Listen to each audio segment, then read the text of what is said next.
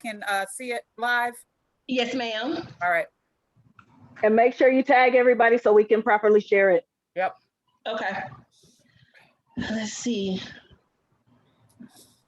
Yeah, I shut my Facebook down so no one can post to it, but I can share.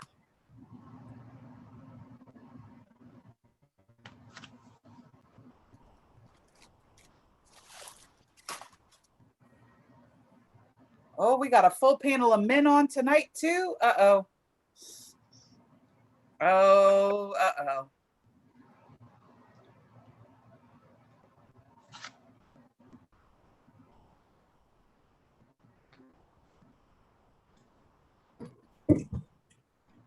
Y'all, I'm zooming back to the house so I can put these groceries on the table for the kids to eat.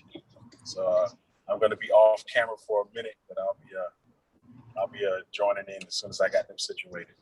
Not soul snatching, Ken. Oh my God.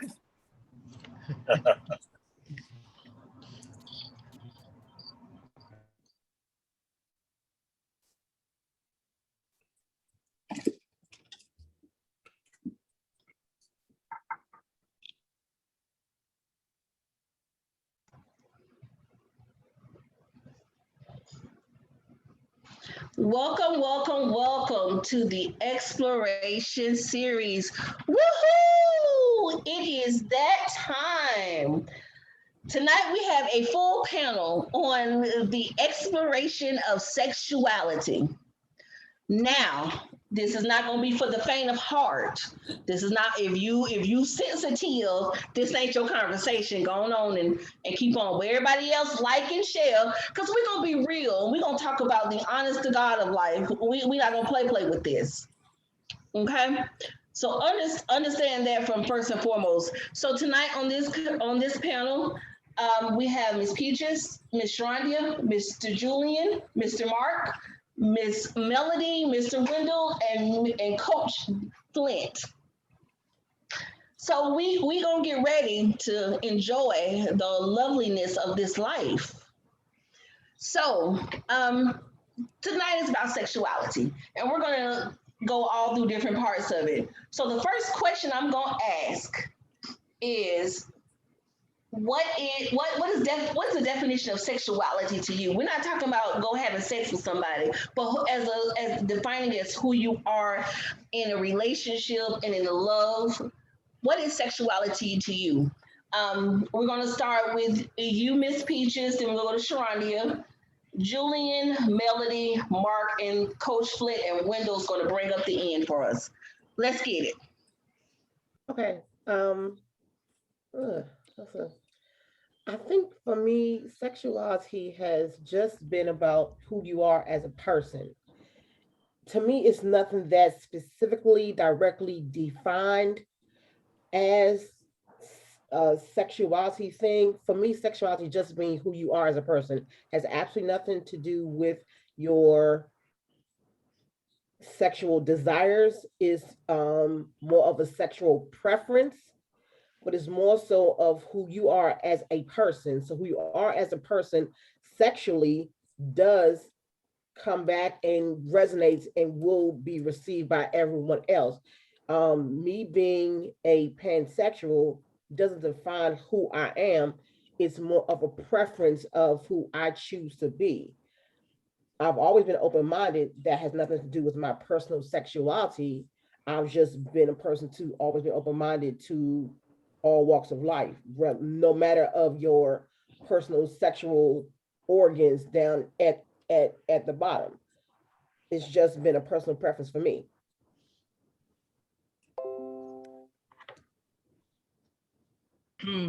Okay, mine is, you know, just being who you are, to me, is sexy. Just being yourself, you know. It's not normal. It's just the difference, the small differences, because we all know it's not the big things, it's the little things, a smile, a handshake, sexuality to me is that. Um, yeah.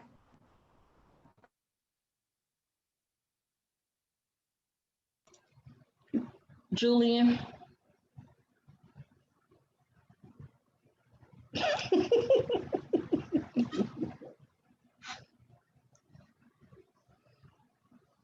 We can't hear you.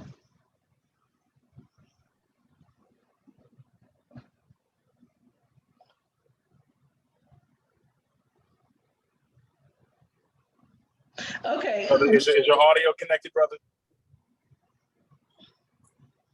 Might have to jump out and then jump back in. Make sure you're connected to internet audio. Okay. Mel, you go ahead. I'm gonna go deep on y'all. You ready? Sexuality is the expression of your soul. Oh. It is how you bond and interact with another soul. That's it. That's all I got. I like that. Come on, Mark. You're on mute. To me, sexuality is first loving your authentic self. Because if you can't love you, you can never truly love somebody else. And too many people equate sexuality with physical sex. Sexuality, as Mel said, is within the soul. Only problem though. Listen to this. Who is the person that you are has nothing to do with your gender, your orientation, because you could be straight and your sexuality be shot. You could be gay, your sexuality be shot. Because if you're only looking at the physical instead of the emotional, the mental, and the spiritual, you just there, you just exist, versus being an asset to people. You're more of a liability, because now you taking that energy and putting that onto another person or other people. And sometimes you can do more harm than good. That's my definition of sex. Jamila.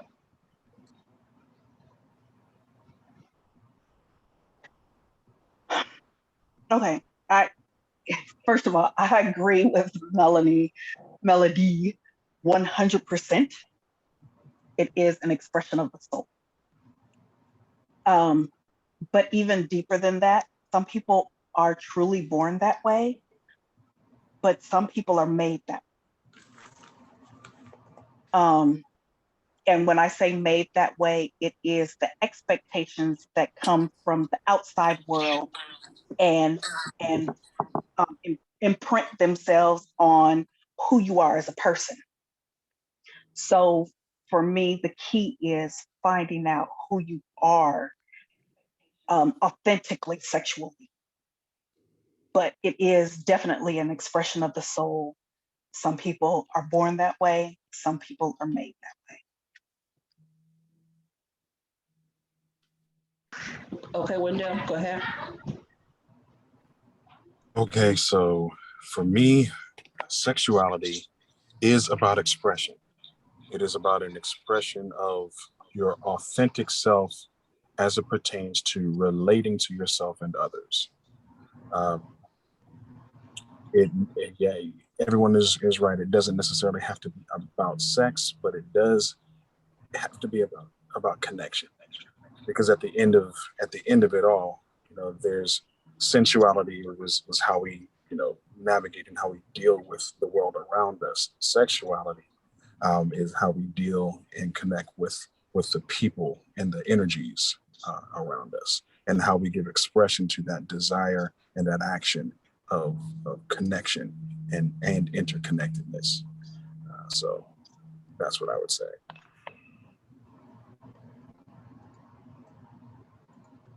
Okay, Julian, did you get it? Nope, can't hear you.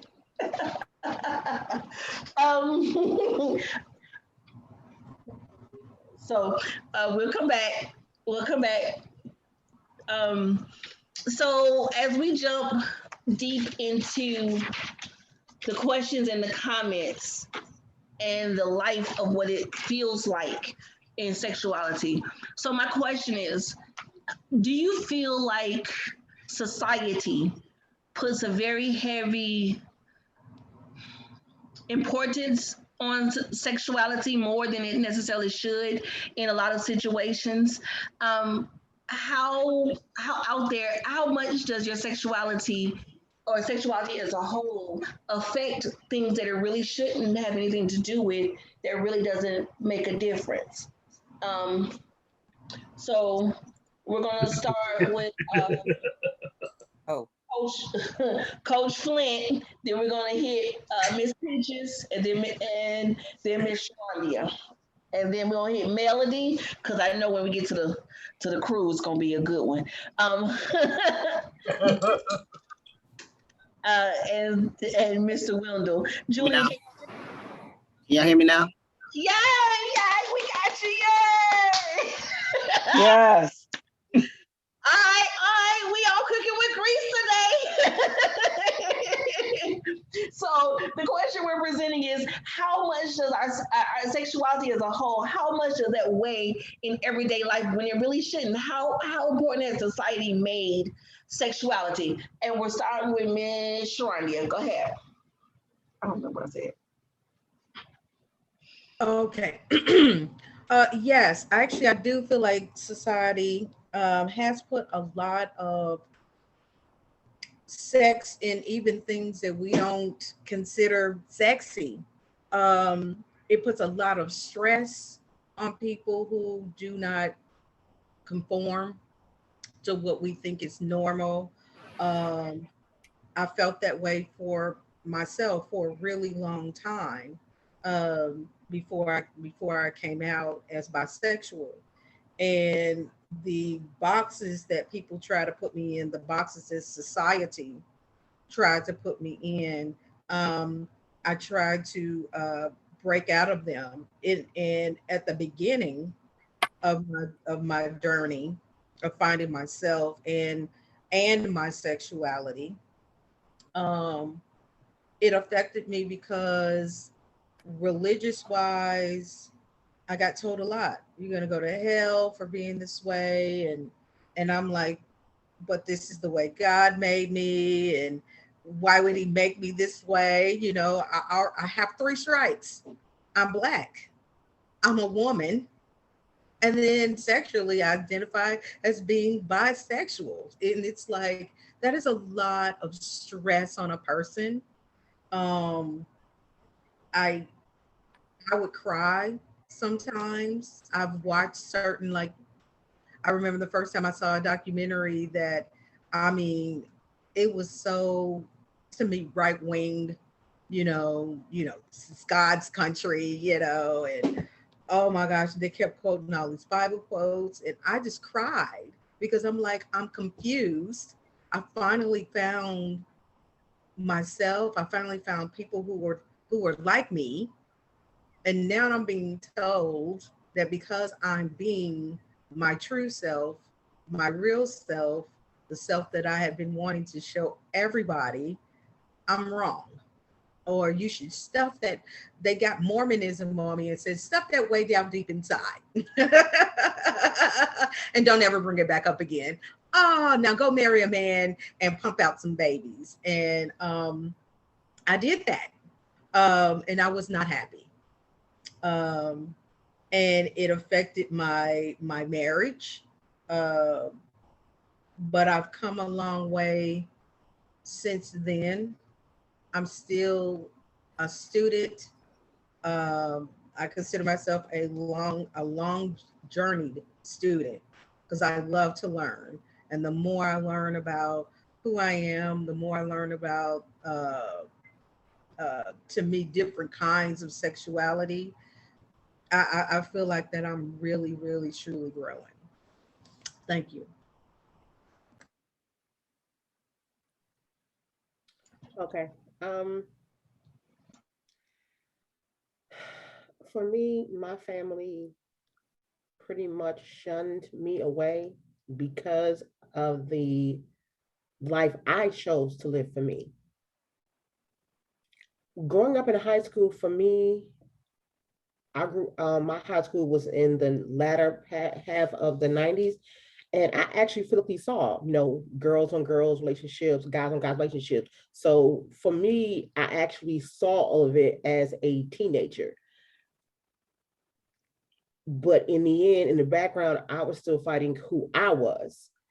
I didn't be able to come comfortable with who I was until a best friend of mine who I'd known my whole life came to me, told me she was gay. And I said, okay. And she was surprised. She said, "You're not mad?" I said, "No, because I am too." But I was afraid because at that time I didn't know anybody who I had seen them at school, but we were never really close and friends to where I could feel comfortable enough to saying, I like women. I like women. As I became more of an adult, I started to date all walks of life. And I had dated my very first trans person and fell in love with her.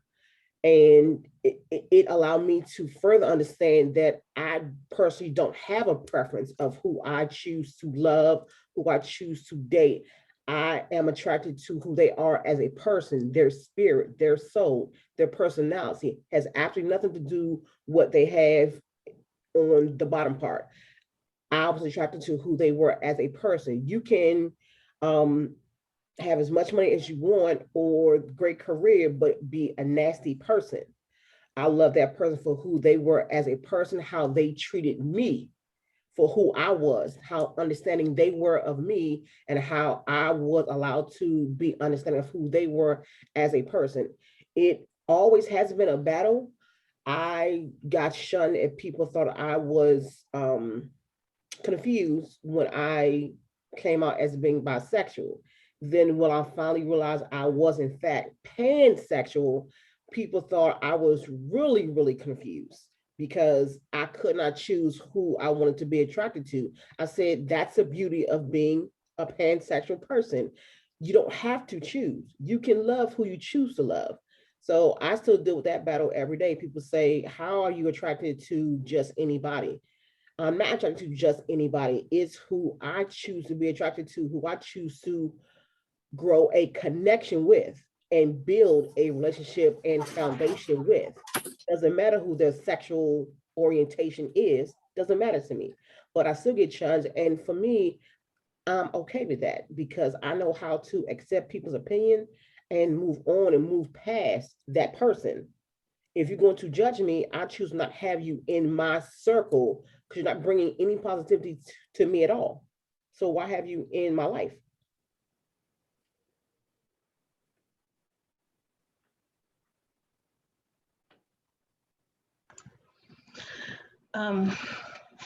Melody. I couldn't remember whose turn it was. Sorry. I was so engrossed in what everybody was saying. The original question is, do we feel like society or the media has over-sexualized things? Is that correct? Yes. So it's never black or white with me. I think we consider it I think that society considers what the media does as over-sexualization because they present sex as really as a black or white thing, right?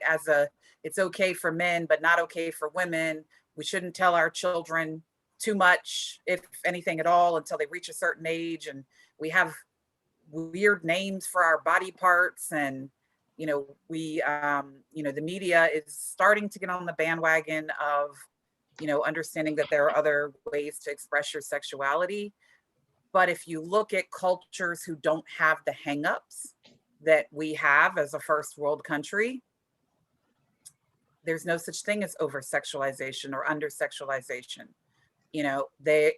Everybody is aware of their body parts and comfortable with them. The concept of love who you love, it's not a issue. So there is no over sexualization. There just is. It just is an expression, as I put it, of my soul, and how I connect my soul's expression to your soul. You know, it's only really, I feel like, in these first world countries, and I'm going to speak for the US specifically, where we put clothes on and now we're ashamed. And again, you know, religion plays a large part in it. How our country was founded plays a large part in it. So I don't think that the over sexualization is an issue. I think that the portrayal, how we portray sex and sexuality, is really the issue. You know, if we're teaching our, you know, our children, you know, I'm a godmother slash kind of mommy to a teenager right now. And I'm a godmother to my two nephews, and they're 3 and 5, right? So, you know, at a very young age, I've made sure that for the young lady, you know, we let her know, listen, there's nothing wrong with your body. Absolutely nothing. She walks around me naked all the time. I don't make a big deal out of it, because as soon as you do that, then it's an issue. Soon as you make a big deal out of the fact that she's walking around naked, and that's how she's comfortable. I'm not looking at her like a pedophile. I've known this kid since the day she was born. You know, she's curious. She sees her body developing at the rate that my body is developing. So some might say that I'm over sexualizing her because I'm allowing her to, you know, be quasi nude and I'm quasi nude around her. And same thing for the boys. We've taught them, this is your penis. We talk about the penis, you know, we don't call it weird names. We don't make it sound weird. We talk about sexual things, not obviously the act of sex, though we talk about sexuality around them, because we want them to grow up feeling like it's a normal part of their world, that it's okay to express your sexuality however you want to express it. And that, I think, is the issue, is that the media is, it's not the over sexualization, it's the portrayal of sexuality. It's a fad when it's a fad. If this, you know, famous person, and I say white usually, comes out as trans, oh, now the media is all on board, you know, with Ellen, what's her name now? Not Ellen, Eric Page. I don't know what her name is now. His name is now. You know, in the meantime, there have been Black trans men and women forever that have been out there doing their thing, living their lives. But, you know, it wasn't what the media was. Don't get me, I'm a preach. I'm sorry. I got on my little soapbox. So my short answer is, it's not over sexualization. It's the portrayal of sexuality that I feel is the problem with the media and society. Can I piggyback on what Melody just said? Go ahead. It's been more fetishized. We were born nude, we gonna die nude. With especially with women. Women have women's breasts, which are scientifically made to produce milk to feed children, like every other mammal on the planet. But man has taken it to make it where a woman's breast is a sexual object. Yes, it can be, but it's not. Men can walk around with their nipples out, no problem. Why can't women? Because society has deemed the woman's breast as something that is sexual. The lifestyles, everything was not so much underground, but it was like you didn't have to know. But once the media got a hold of it, first it was the gay and lesbian community. Then it was the swinger community.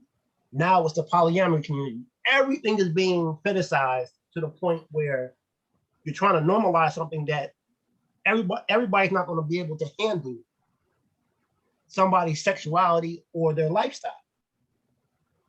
Before it was sexuality, it was called lifestyle. If you were gay, it was that lifestyle that you lived. If you were a swinger, that was the lifestyle you lived. If you was in the BDSM, that's the lifestyle you lived. Now that polyamory is now the new fad, as Melody said earlier, that's the lifestyle you live.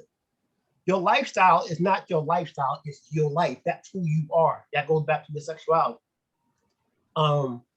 especially in the Black community. Before, you couldn't be anything but straight. A woman couldn't wear a haircut like you, Arthur Michelle, because then she was considered not normal. Guys couldn't get earrings because that was a sign of femininity. The church, which is the biggest hypocrites, because you got the biggest freaks in church, talking about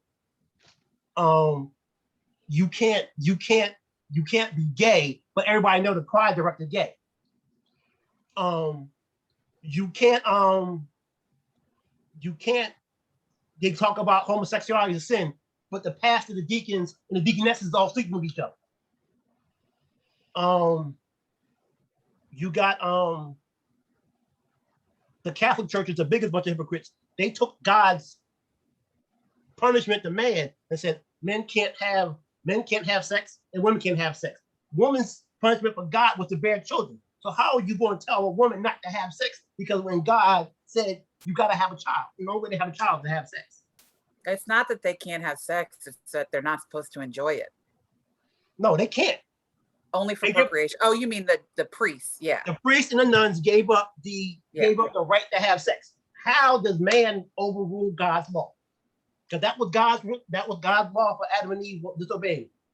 But back to because I'll get on my soapbox too. But the media has not over-sexualized it, but it's made it a fetish. Everybody's fetish now because bisexual woman is a fetish. But by bisexual men is taboo. Men are on the DL, but women can be out all day, every day doing what they want to do. Back as far as trans men, you have what's his name? RuPaul, who's been out for 30 years. Now Ellen Page becomes Eric Page, and now it's accepted. Ellen Page came out as bisexual, then all of a sudden he said, "Oh no, I'm trans." Bruce Jenner, the ugliest transsexual I ever saw in the world, is now running for governor of California. But he was accepted. He was accepted, no problem. We all know that who runs the media in this country and who has the quote unquote power. Until we as people of color stop dividing ourselves based on who we love, we'll never be able to, because that's the biggest problem. We destroy what we don't like or understand. Okay, Julian, come on. Okay, sexuality. So I definitely feel and believe that sexuality is put out there between media and everybody else in the public, just all in our face, just everywhere, and has made it like the biggest deal. And for someone like myself, yeah, that has definitely controlled my life, so to speak. And it wasn't until I want to say maybe a few years ago where I took full control of that, and instead of it controlling me, I now control it. And it's a shame, really, because when you're growing up, like as I have, and you're trying to figure out what you're doing and where you are in life and who you are in life, and to be controlled by sexuality or see it, or it being put in your face and you don't know where to go with it, it's confusing. It is very confusing. Like for myself, I grew up lesbian study, that's how I grew up. But in the back of my mind, it was still, I'm this, but I really feel is this, as you see me here today. So where do I fit in? What am I supposed to do? But meanwhile, you're being told by society, hey, you're a girl. You could be a tomboy. That's okay. You're a tomboy. But don't take it no further than that. This is where you sit. This is that fine line you walk, and know your boundaries. And can do a lot on a person's mental. That can do a lot on their emotional and their whole psyche as a whole. And if you're not a strong individual, it'll take you down. It will definitely take you down. And it's sad to see those that are trying to figure themselves out, and you have society banging their head against the wall. Not even them banging their own heads, but society banging their heads against the wall, beating them down over what it is that they feel and where they feel that they need to be or where they are in life, you know. And it's important, especially for our young people coming up today, that we allow them to see where they're at and meet them where they are in life. You know, as a barber where I live, I see a lot of young people that are confused because they don't know how to address themselves with whoever's there surrounded with. You know, bad enough they are sitting in a climate where they may have family members that's telling them, no, you got to get out. You know, you're not doing what we do. You don't follow the curriculum of where we are. You know, you can't be here. And that's a shame, you know. And so I like to try to help support them and be like, no, you know, you are right where you're meant to be. You know, it's funny because they say, you know, well, I ain't gonna say everyone, but people are taught that God makes no mistakes, right? So let's say you're someone like myself, where from a wee little tyke, you know, in my head, I'm a boy. In my head, I like girls, and this is what it is. So if God made no mistake, why am I having these thoughts? You know, if these are my free will choices that I was given the free reign of having, would that not mean that there was no mistake in me having these choices, these decisions? You know, so I just like to try to walk with them and show them that where you are is fine. You know, what you think of your life and your sexuality is what you make of it, not what society says is correct. You know, you don't have to listen to what society says that, oh, you're a male, so you got to be this way. Oh, if you're a gay male, you have to look this type of way.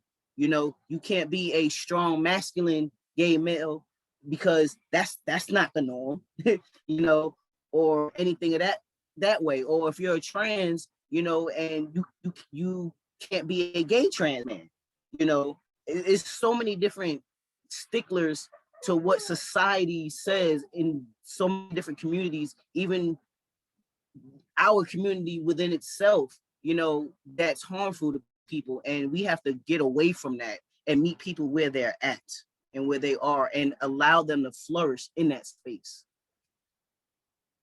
That's what I have to say about that. Jamila?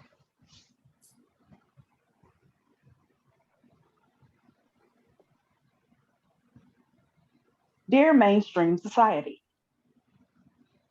dear social media, dear politicals, dear heterosexual homophobes who are not our allies. We are not confused.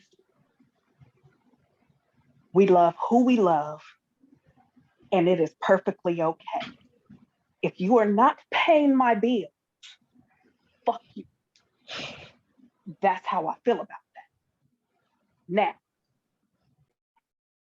does the media, does, you know, society put too much on sexuality? Absolutely.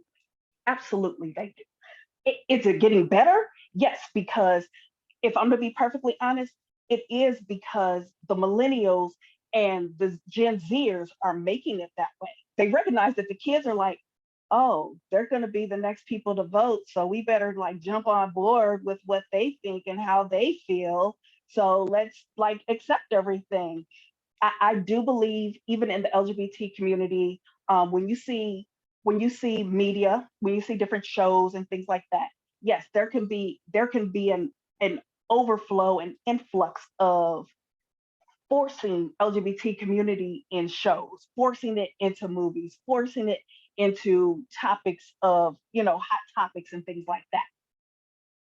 Personally, I don't watch a lot of TV in terms of the news. It's sad, it's depressing to me, all of that, right?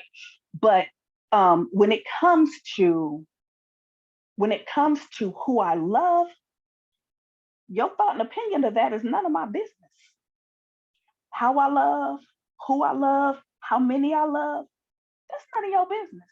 And what I do in my bedroom does not equate with how I perform in the workplace, how I perform in life in general. I do no harm to myself and I do no harm to others.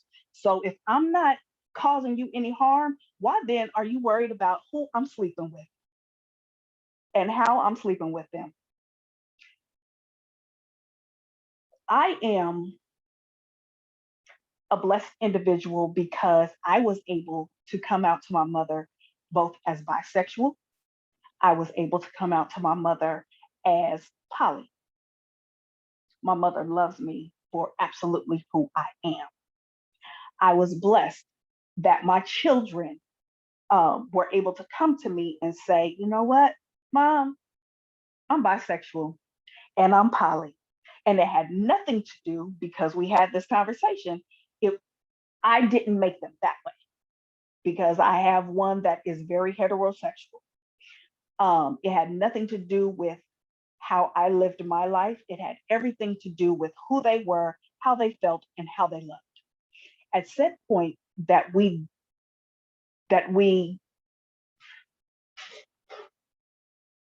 what's the word? That we insist that social media and politics and society as a whole mind their business. Society will be greater if you actually just let's mind our business and do the work that we were hired to do and stop worrying about who's in my bedroom. I said what I said, and I mean that thing. I yield. All right, about my business. Okay, Wendell, come on. All right, so society and sexuality. The very thing that society uses to market to you is the very thing that society will use to mark you. So the question really is going to be, do you care? Because society is going to be what society is. It's groupthink. It's programming. It's a bunch of people saying that in order to be accepted, you need to be this way. So if you know where they're coming from, the question then becomes, how are you going to posture yourself in relation to it? And I personally subscribe to um, to the philosophy of do no harm and take no shit. What I what I do, what I eat don't make you shit, and what you eat don't make me shit. So keep your opinion to yourself, and we can rock. Um, I believe firmly that I am the center of my own universe. I'm the center of my own solar system. I am the sun, and I get to decide the proximity to which the planets get to surround me. You can either be a Mercury or you can be a Uranus. You can be a Pluto or you can be a comet. I'm still going to be the sun. So you can either get one thing about fire, and I use this example a lot. Fire doesn't care about how other elements respond to it. Fire is just going to be fire. Fire don't care if you get closer to it because you enjoy the warmth. Fire doesn't care if you run away from it because you can't stand the heat. Fire is just going to be fire. And that's what I'm going to do. So hey, if you want to know something and you ask about it, then don't get mad when you get the answer. So everybody just do you. Just do you and fuck society. Because what does it matter? People are going to have opinions, and opinions are like assholes. Everybody got one and they all stink. So why you want to care? Why do you care about it? Is it why should I care about it? I don't. So yeah, you want to be hypersensitive and all stuck on, well, he shouldn't do this or he should do that or she should do this and they should do that, and who the fuck are you? And more importantly, why should I care? And the short answer is, I don't. Do you? I'ma do me, and we can either walk down this path together or not, and I'm going to be fine either way. So I yield my time. And piggybacking off something Jamila made mention of, it leads into our next question. while understanding who you are, how did you communicate that? How did you come out, as they say, to those relatives and friends whom you hold close into your circle? And how did they react to it? How did that process go for you? Did you get the positivity? Some people like I knew already, or did you have to deal with the buttholes and say, oh, like you said, like you always say, the Bible thumpers, and you shouldn't. How did your process go when you came to a term where you're able to say, this is who I am, no matter what you think, this exactly is who I am? We're gonna start off with Melody first this time. Then we're gonna go to Julian. Then we get Peaches, Sharondia, Mark, and then Wendell, Sharondia, then Mark. There we go. All that. I think I get everybody. Oh, I'm reading the comments. Very interesting. For those of you out there watching, get the likes up, get the shares up, get the comments up. This is a good topic. Come on. Let's get some people in here. Okay, so I also was very fortunate.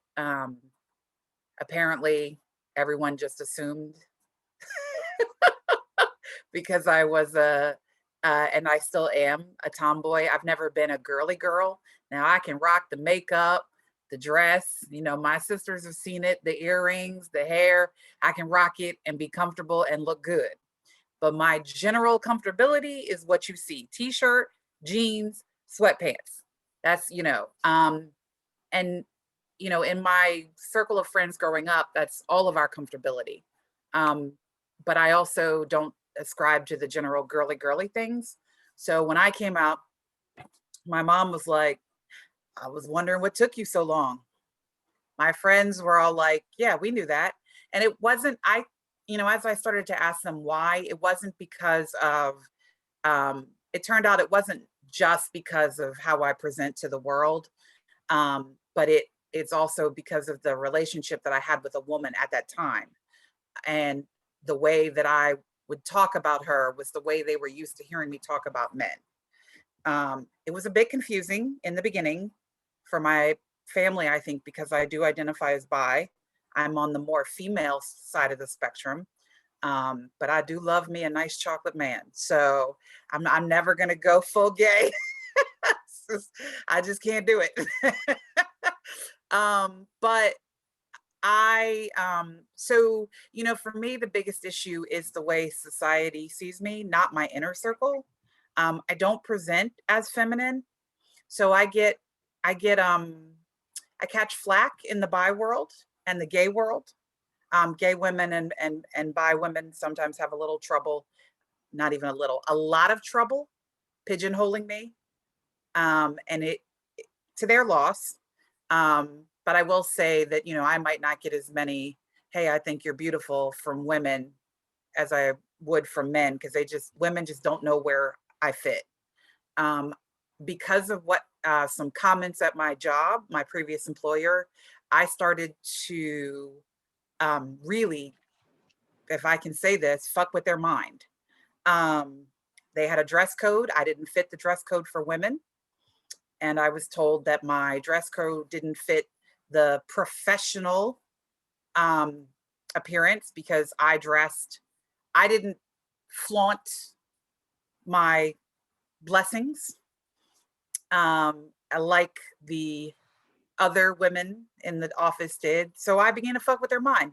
I went out and I bought the baddest vests, pants, bow ties, and shirts that I could find at Men's Warehouse and the other, stores for men.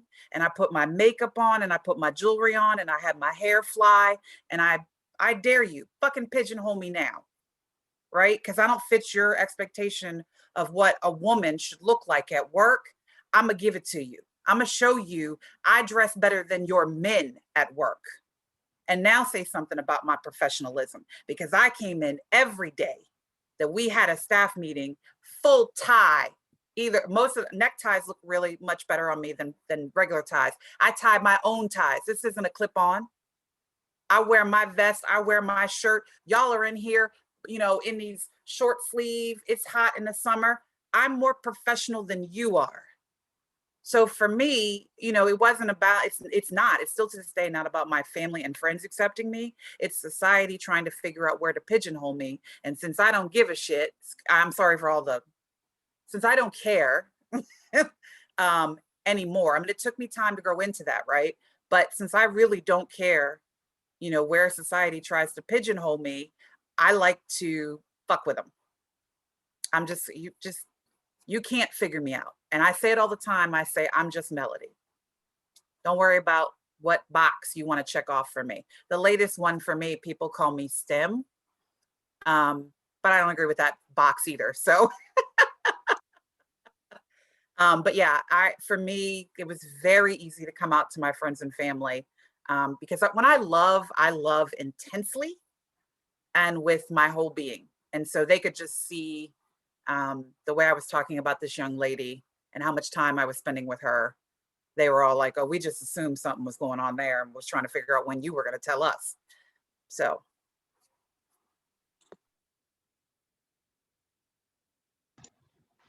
Come on, Sharonda. Oh no, that's a Julian next. My bad. Yes. Go Julian. Can you just say the question again? I just want to make sure I got all my points pointed. How did you come out to your family, friends, inner circles? How did it feel? How did that reaction go? Did you lose people, gain people? Not give a darn? What? Okay, so I kind of got like two coming out stories. So the first coming out, I guess you can say I never actually had to come out, so to speak, because so for me so I've always liked girls, right? At the age of 5, as a female, that's when I knew I liked girls.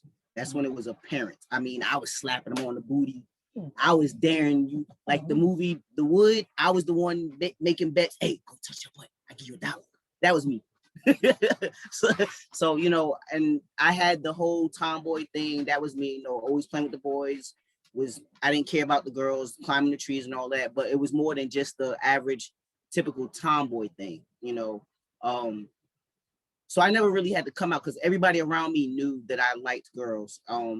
Growing up, like once hitting middle school and high school, I never had any boyfriends ever. You know, didn't have any boyfriends, wasn't around them.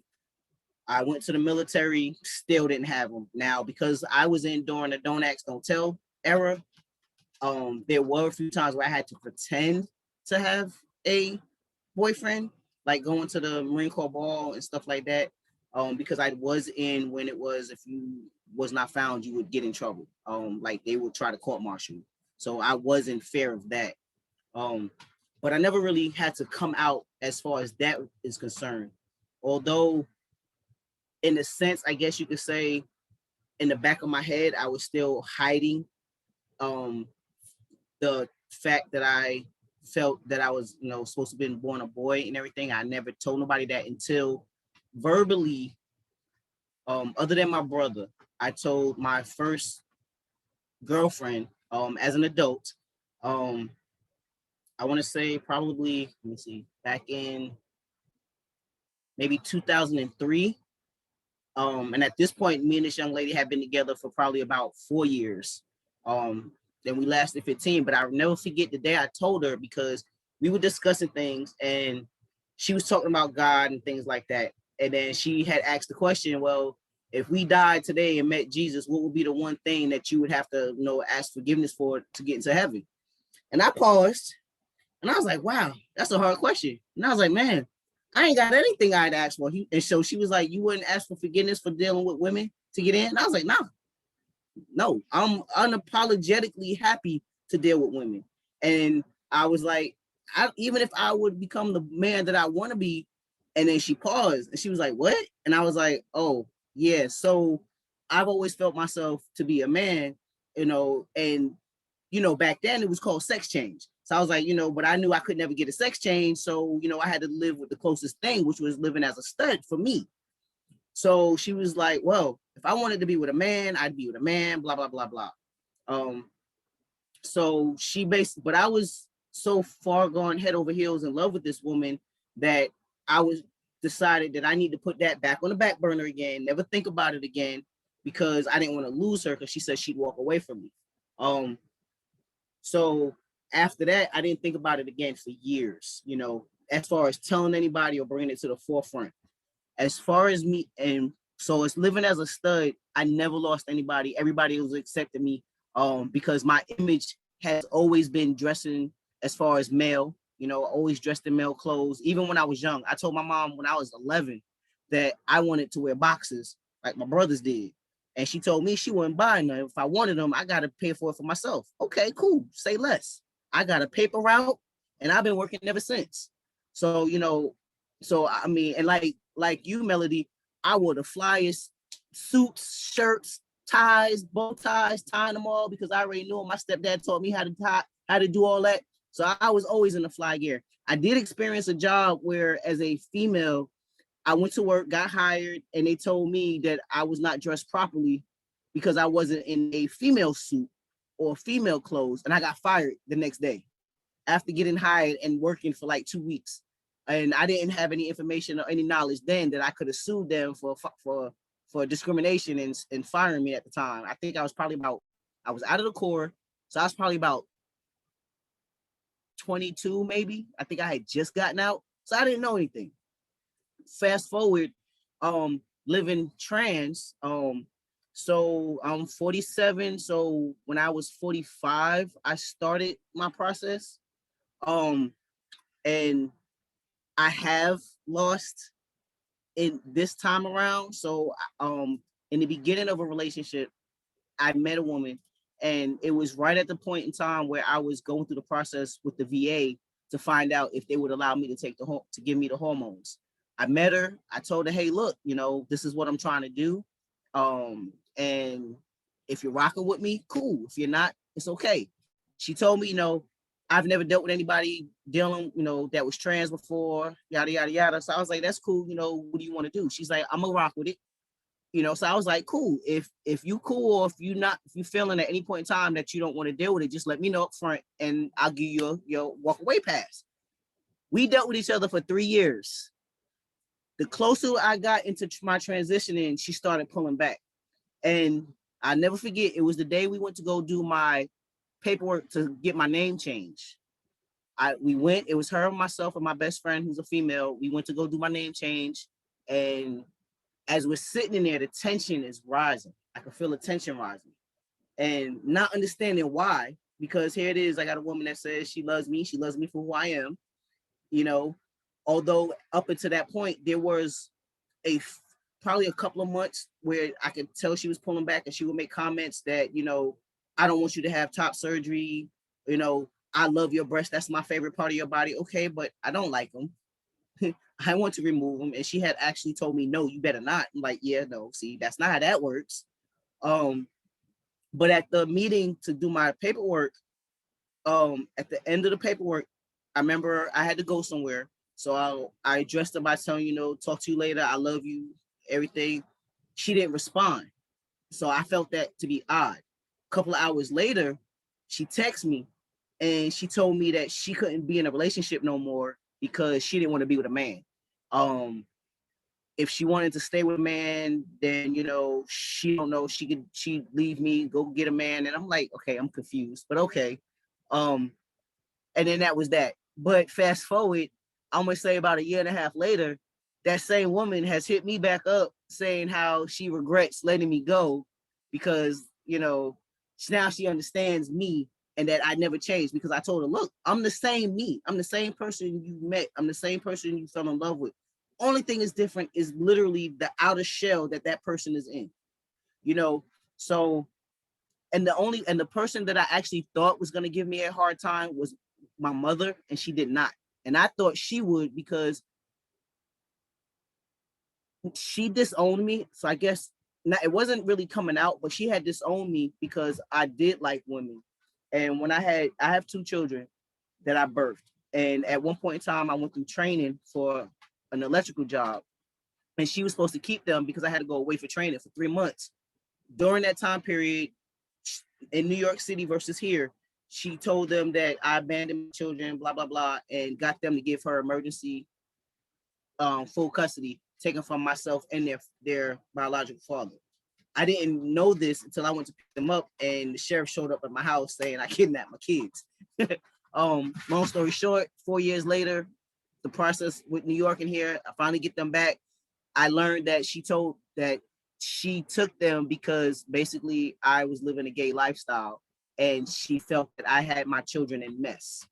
So I guess that's a sense of losing somebody. But when I told her I was going to be trans, maybe because of the way I told her versus before, I called her and was like, look, I want you to know this because I don't want it to show up in your face and someone come to you talking about, hey, I seen your son.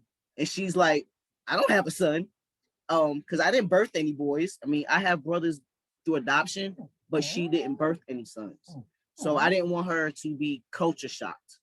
But she surprised me, and she was like, well, that's between you and your God, so I still love you.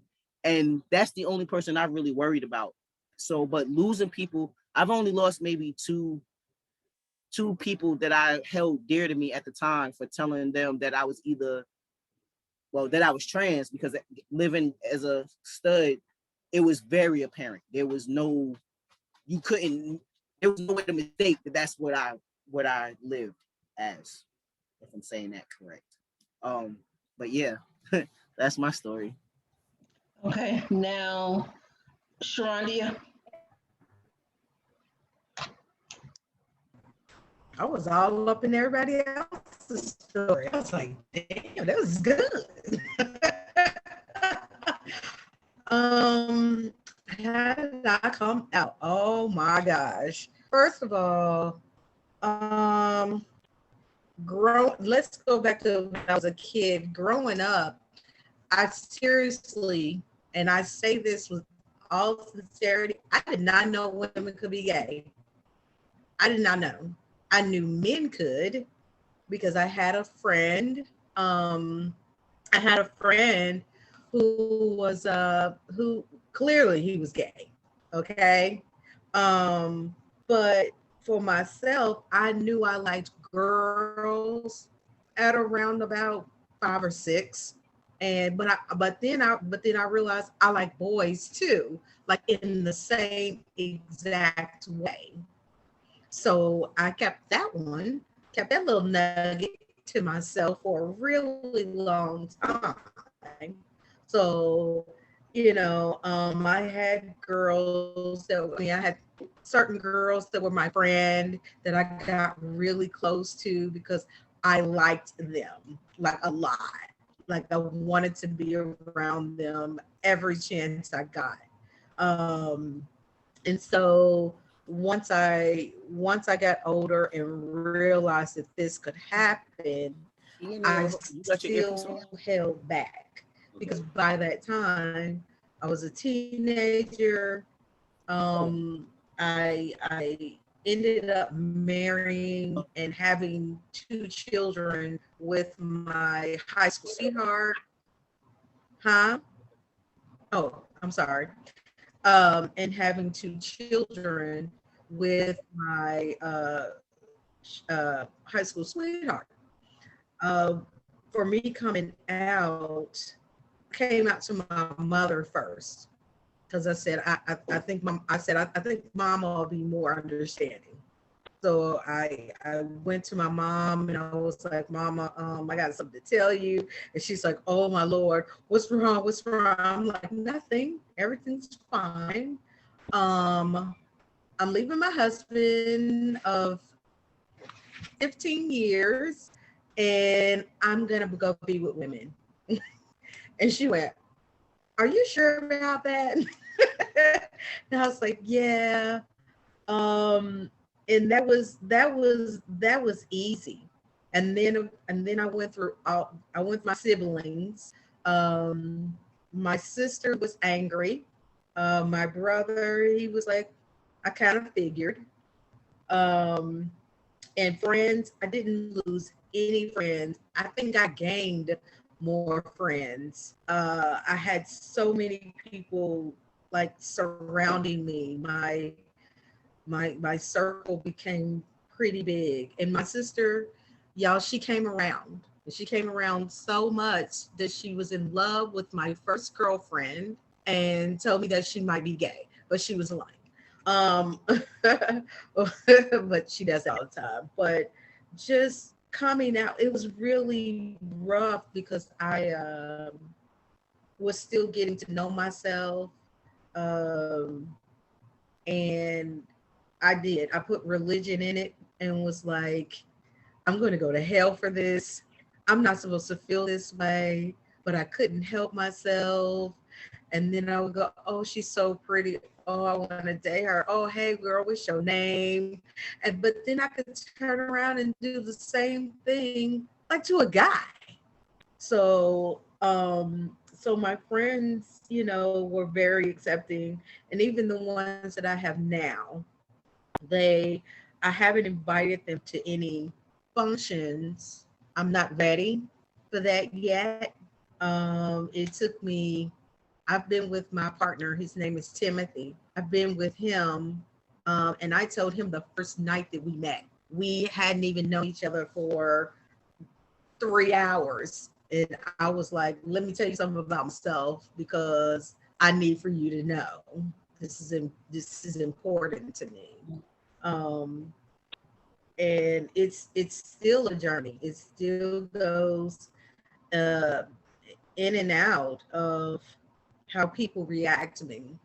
I've been out with my girlfriends and the ones who wear suits, and yeah, they look tighter than the dudes who wear suits and ties. And I introduce them, and you know, this is my girlfriend, whoever her name is, and people are like, I thought that was a guy. No, it's a woman.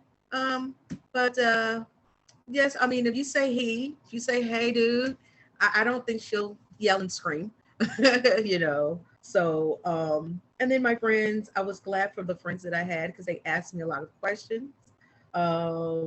My adopted dad, he asked me, was this a phase? I'm like, I don't think so. I've had these feelings for a really long time. So, but other than that, I don't have a problem with it. I'm not as shy about it anymore. I just wish I would have come into myself sooner.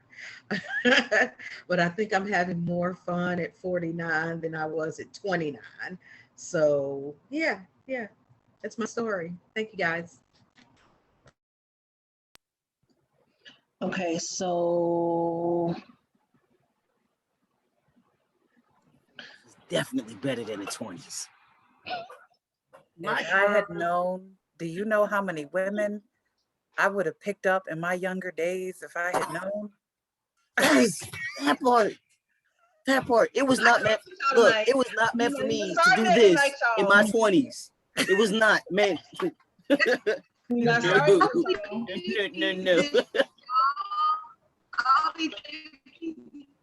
And I'm flirting with women. I'm like, hey girl, you smell pretty. And I'm trying to be all lame and stuff. But look, it's hard to pick up women because I don't want to be smacked in the face. Real talk, you know how Like, they say, is she gonna smack the face or turn around? You know. you know how they say, if you had a second chance to do something over with what you know now, I actually get to do half the things over now from before with all the knowledge that I have. Oh man, listen to me. Some folks so well. Mark, so Julian, now you showing out, huh? Yes, I am. I am having every bit of a hot boy summer. We're not even going there right now. Come on, Martin, talk to me. All right.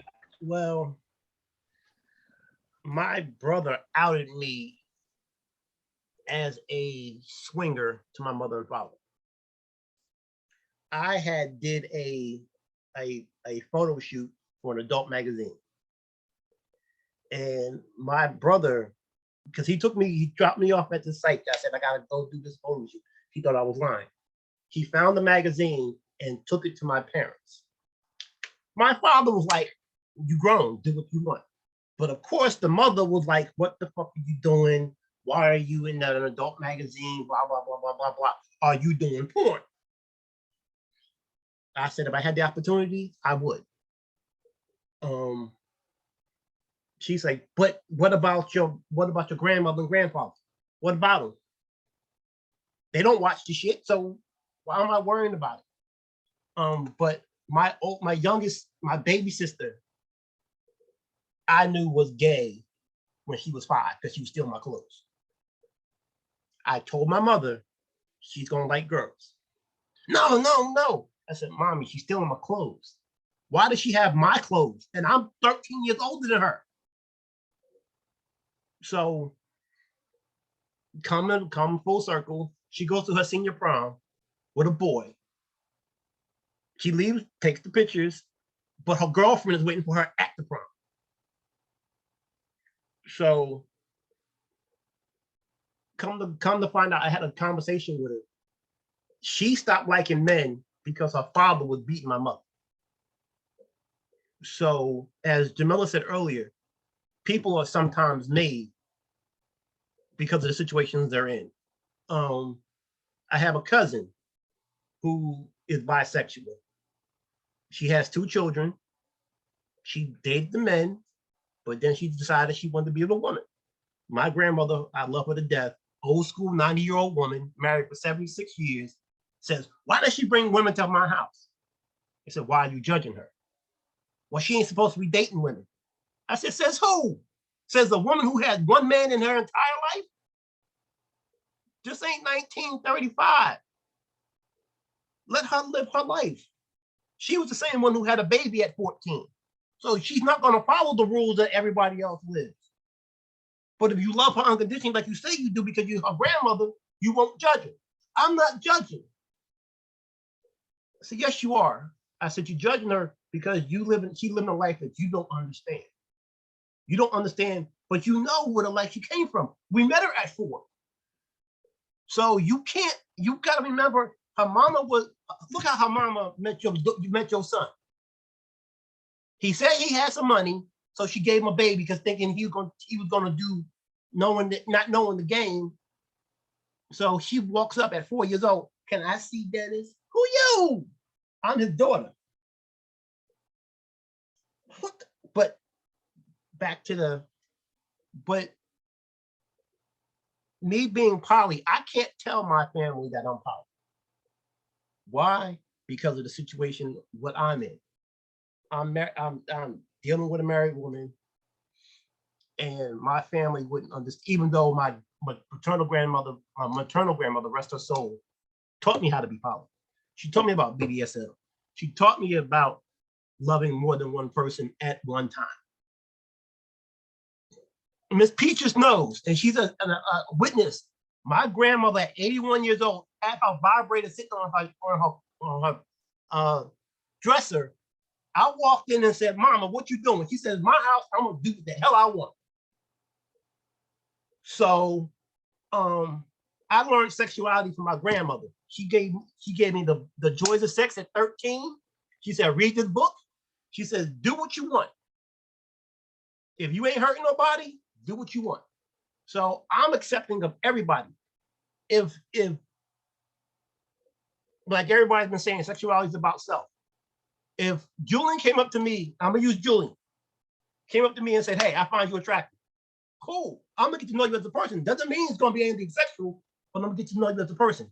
Miss Melody knows I find when she puts on her bow ties and her shirts, she can get it.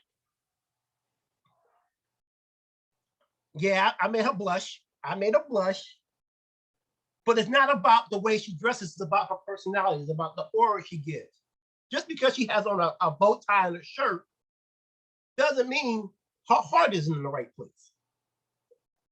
But yeah, back to my so I went to a swing party with my ex-wife and somebody knew my uncle. And he says, ain't you Dennis's nephew? Yeah.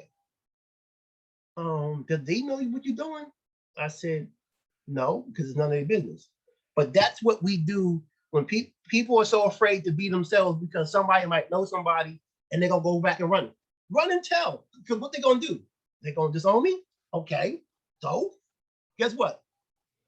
There's only one person that's gonna stand in front of God and be judged, and that's me. not my mother, not my father, not my sisters, not my brothers, nobody. And those who judge me, when you get in front of God, he's gonna ask you, why did you judge what I created? Because we were all created by God, regardless. Now they were, see, they're gonna have this PK kid go back to the Bible. That's why God created the Tower of Babel, to keep us separated, because once we were all the same people, we kept messing up. See, they want to cherry pick the Bible. They don't want to, because if you all remember, Paul wrote about homosexuality, but Paul had Stephen, who was one of Jesus' disciples, stoned to death. So stop. But we judge.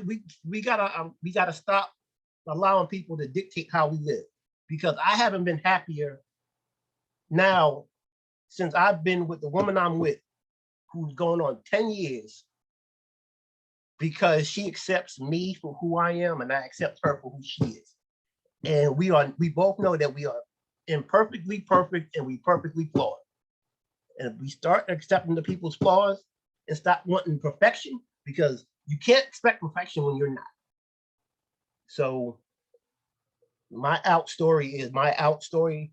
She knows who I am, what I've been through, everything. And that's another thing. People want to judge once they find out your path, where you came from to who you are now. Like Julian, I commend you for living your authentic self now, but you had to take that journey to understand who your authentic self was. And if you lost somebody, that's their loss. Because you're gonna find, so there's gonna be somebody. I lost 2 wives because they didn't want to love me for my authentic self. And if I could have found somebody, if I could have found this lady in 2008, I would have had her in 2008. I'm done. Peaches, come on.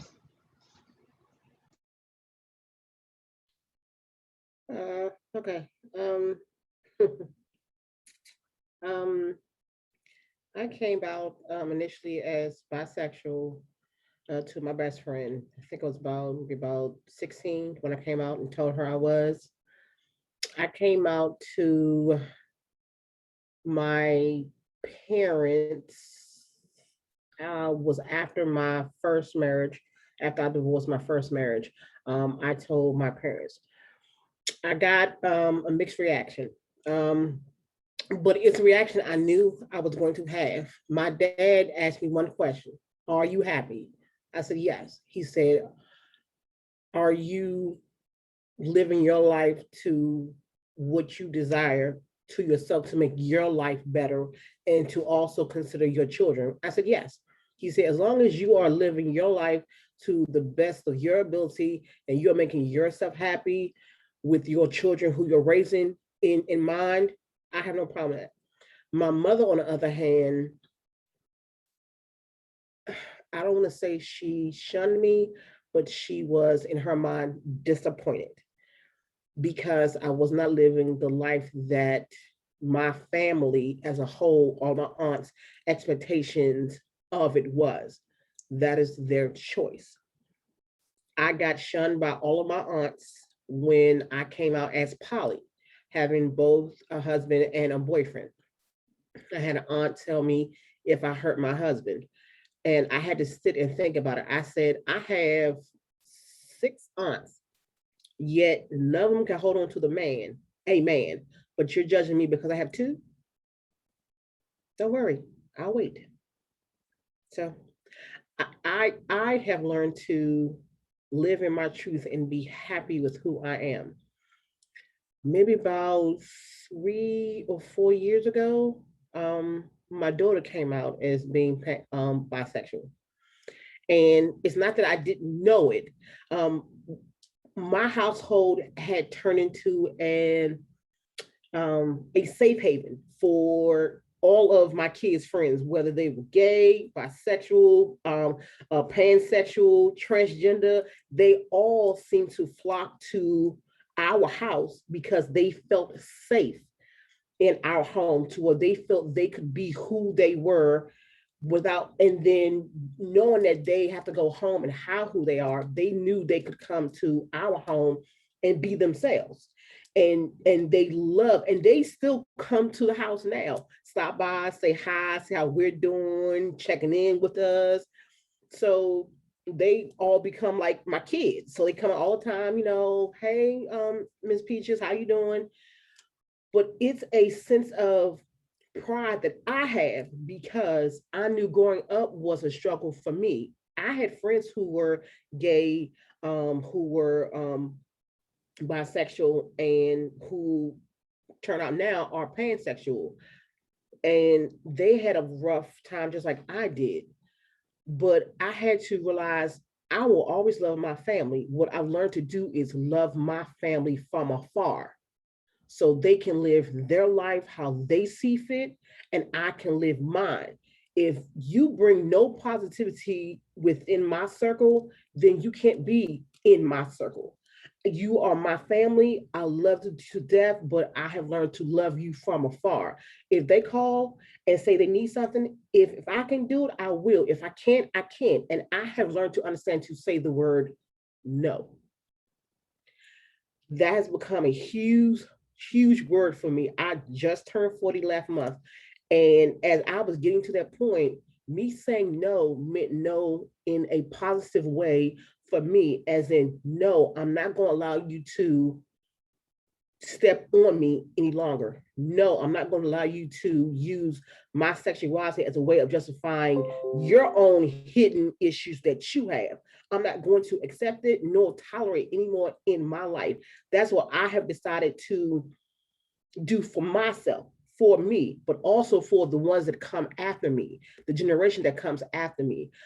When my daughter told me she was bisexual, I said, okay, I was waiting for you to come and tell me. I knew, but I wanted you to feel comfortable enough to come and tell me. She said, why didn't you tell me that you knew? I said, because it wasn't, for me, you're my child, but I know how it was for me as a kid. I want you to have an open space to where you can come to me for anything. And I have always raised my kids with the understanding you can come to me about any and everything, because I can't be a hypocrite. I was a hussy from back in the day, so I can't be a hypocrite. But they understood the steps and the consequences of what happens when you have unprotected sex.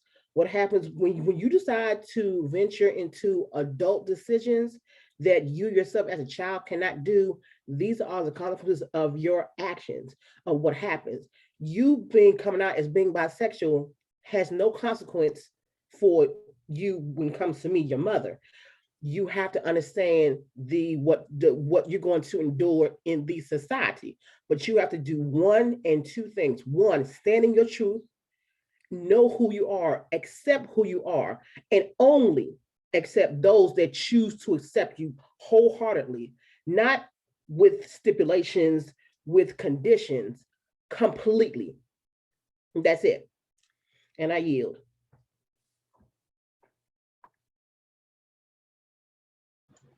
Come on, Jamila. Well, I came out several times.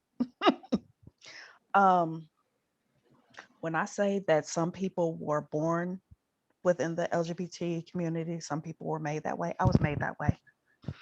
I was born lesbian. A lot of people don't know that about me. I was born a lesbian. I was molested from the age of 13 to the age of 15 by a first cousin. I am a preacher's kid. So there are a lot of stigmas and dynamics that created who I am. I am now comfortable with that information, but this is who I am. So for me, coming out, I never came out as lesbian. I never did. I did come out as bisexual. And I wanted to be sure. I went through the phase of, okay, do I really like boys? Because in high school, you're expected to like boys. And that's, and I'm a preacher's kid, so I'm expected to like boys. Had a boyfriend all through high school. even during the time of molestation. Now, some people would say, how are you molested at 13, from 13 to 15? There is that dynamic of people hear you, but they don't listen. And there are a vast number of people who have become LGBT because people did not listen. And I need whoever is watching this to hear that. Some people were made that way because people, their family, their loved ones who were supposed to protect them did not listen. So when I came out when I was 20. And so when I told my mother, you know what, I don't really just like boys, I kind of like girls too. She was like, okay. She was like, have you told your father? No, I don't really feel like he needs to know. That's where I left it. As I got older, when 5 years later, I met a guy that I really liked. And I had this habit of saying, hi, my name is Jamila, I'm bisexual. My best friend used to tell me that that was a bad thing. I learned that for me, it was a beautiful thing because a lot of times it was like, okay, well, when we gonna have a threesome? Hey, let's get it. You're not the person for me. I met this beautiful man and I said, hi, I'm Jamila, I'm bisexual. He said, okay, what does that mean for me? It was the sexiest thing that anybody to this day has ever said to me. And I married him. I lived a poly life with him. He was the first person that I came out to as poly. I lived what is known in the poly world as a V. I had my husband and I had a girlfriend, and it was a beautiful thing. Sex was never our problem. Finances weren't our problem. We had other situations that transitioned us from being married to being friends. Make no mistake, we are friends. In terms of my mother, and in terms of my mother is just supportive. That's who she is. Even before I came out as being a part of the LGBTQ community, she was always very supportive. And I would bring home friends who we knew they were gay men, or we knew that they were gay women. She loved them all the same. Hey, baby, you hungry? There's food. Let's go eat, whatever. That's who my mother is. So in turn, that's who I am. I was probably more concerned telling my brother. And my brother was like, all right, that's what's up. Oh, well, that was easy. That was easy, cool, So that to me was a beautiful thing, that he didn't think any less of his sister because, I am choosing not only to love both genders. And he asked me, he was like, well, what does that mean? What do you like or whatever? And I was like, no, I'm not. Like my ace was saying that she is pansexual. I am a very true bisexual. I like my men to be my men, my women to be women, cisgender. Let me be clear about how I'm saying that. I like my men to be cisgender men, my women to be cisgender women, and that's where I lie in it. But I do got a crush on Julian. I'm gonna just put that out there. But anyway, so yeah, coming out for me was really an easy thing. I think the most difficult, when I talk about the easiest, was my brother, or my brother and my mother, but most difficult was my grandmother, because I knew that she wouldn't understand. So she knows I felt that I owed her that as my grandmother to tell her. But I am very cautious about throwing it in her face. She knows that I might have a friend, and I leave it there. She's 86, almost 87 years old. We ain't finna, I'm not about to try to change her mind about anything.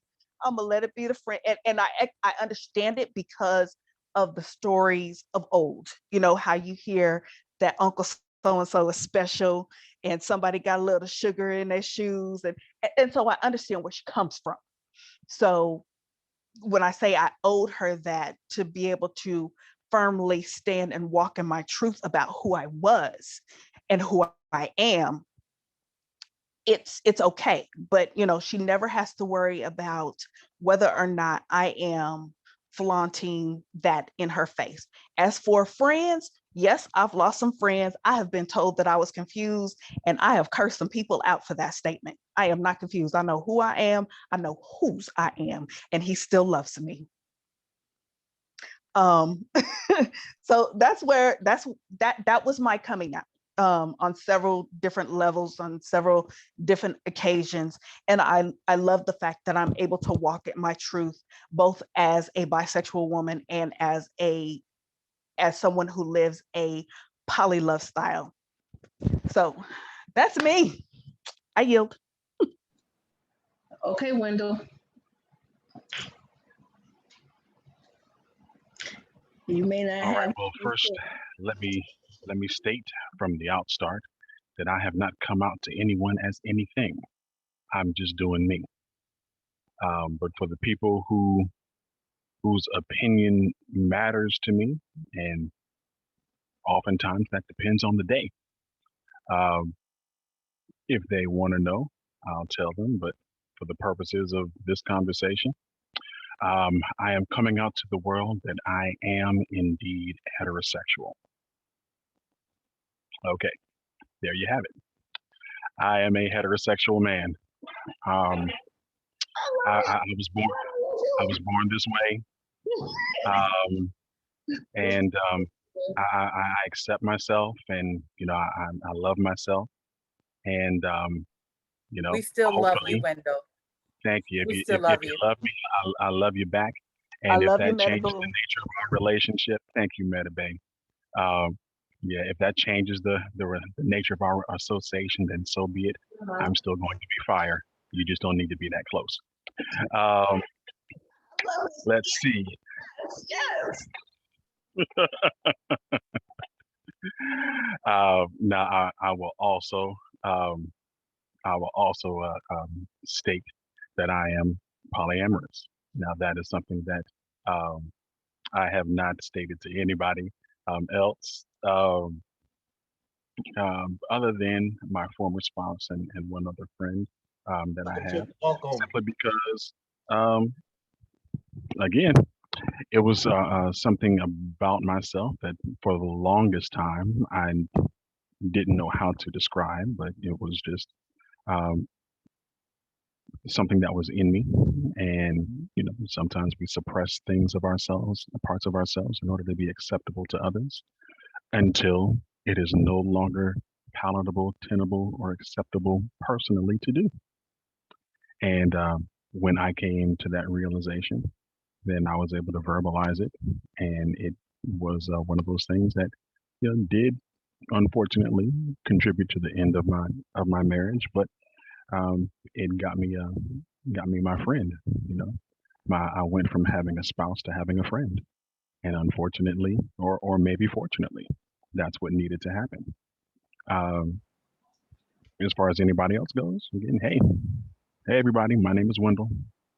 I'm a heterosexual polyamorous man, and hey, love me or leave me alone. I'm gonna be okay no matter what. And he got a meta that loves him, and I'll fight you. That's right. That's right. Thank you, Meta Baby. See, uh, so yeah, but I mean, it's for those who feel the need to judge and to think that their acceptance is going to make or break you. They really have an overinflated sense of their own importance, and I can choose whether or not to buy into that and to give them that power, or to be like, nah, I'm good.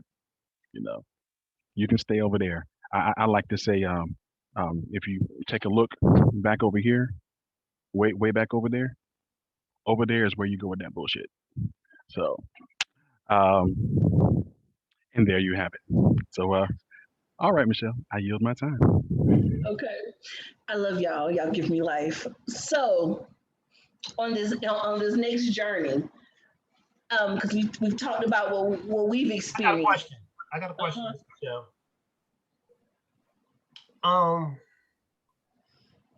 I was asked by a female cousin of mine to be her best man at her wedding. I said yes, and I got ostracized for it because I was condoning what she was doing. And I asked the person, why are you mad at me for saying yes? Because she's marrying a woman. I said, okay, if she's marrying a woman, what difference will it make? Because it's wrong. Says who? Says the Bible. Show me where. Because the person who said love everybody is the person that you said you follow. After that, they shut up. Am I wrong for saying that? And I just wanted to throw that out there to see what people think. Can I speak on this one? Because you know. There you go.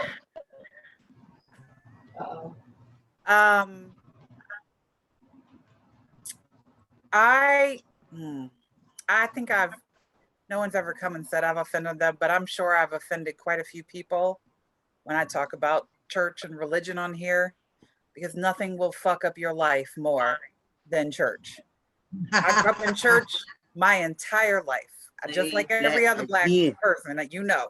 On Thursday, Friday, Saturday, Sunday, Monday, I might have got Wednesday off. Yeah. Yes, It's not, let the church say amen. it is not church. It doesn't matter what religion you are, and I've studied many of them. Folks who know me know that I'm just fascinated by the concept of religion itself. It is not about the religion, it is about the people in the religion. It's about the people who make up the rules for how we're supposed to follow that religion, okay? So if you look at any religion, their fundamental base is we should be obeying and listening to our elders, right? There's a lot of talking about folks who've gone before us, they know the truth, listen and respect them. You may not agree, but listen and respect them, okay? Honoring whatever you consider your higher power, or in polytheistic religion, powers based on whatever it is you're praying for. And then respecting each other for who we are.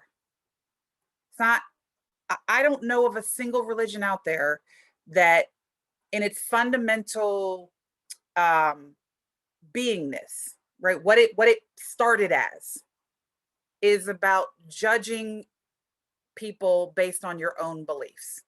The people who created the rules that the congregation or the membership should follow under that religion created that divisiveness. That was for power and money. There's not a single religion out there where it's not about power and money. The problem is when we join, I'm about to preach. The problem is that when we join a religion, we're sheep.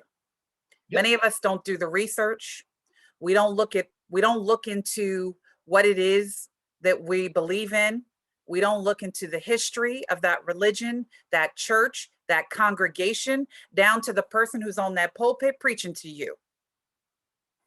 So we then choose to live our lives and ostracize others and question others because of something that was told to us, taught to us, not based on something we fundamentally as a human being understand, right? Which is that we each have the right to live and be who we are as long as we are not hurting others. Your judgment, your perception of what is right and wrong, I said this in the comment, how I live does not make how you live less okay.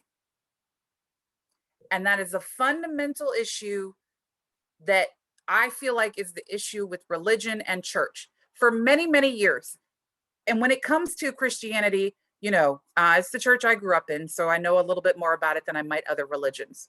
But if you follow Buddhism, Buddha himself said, don't follow what I say because I say it.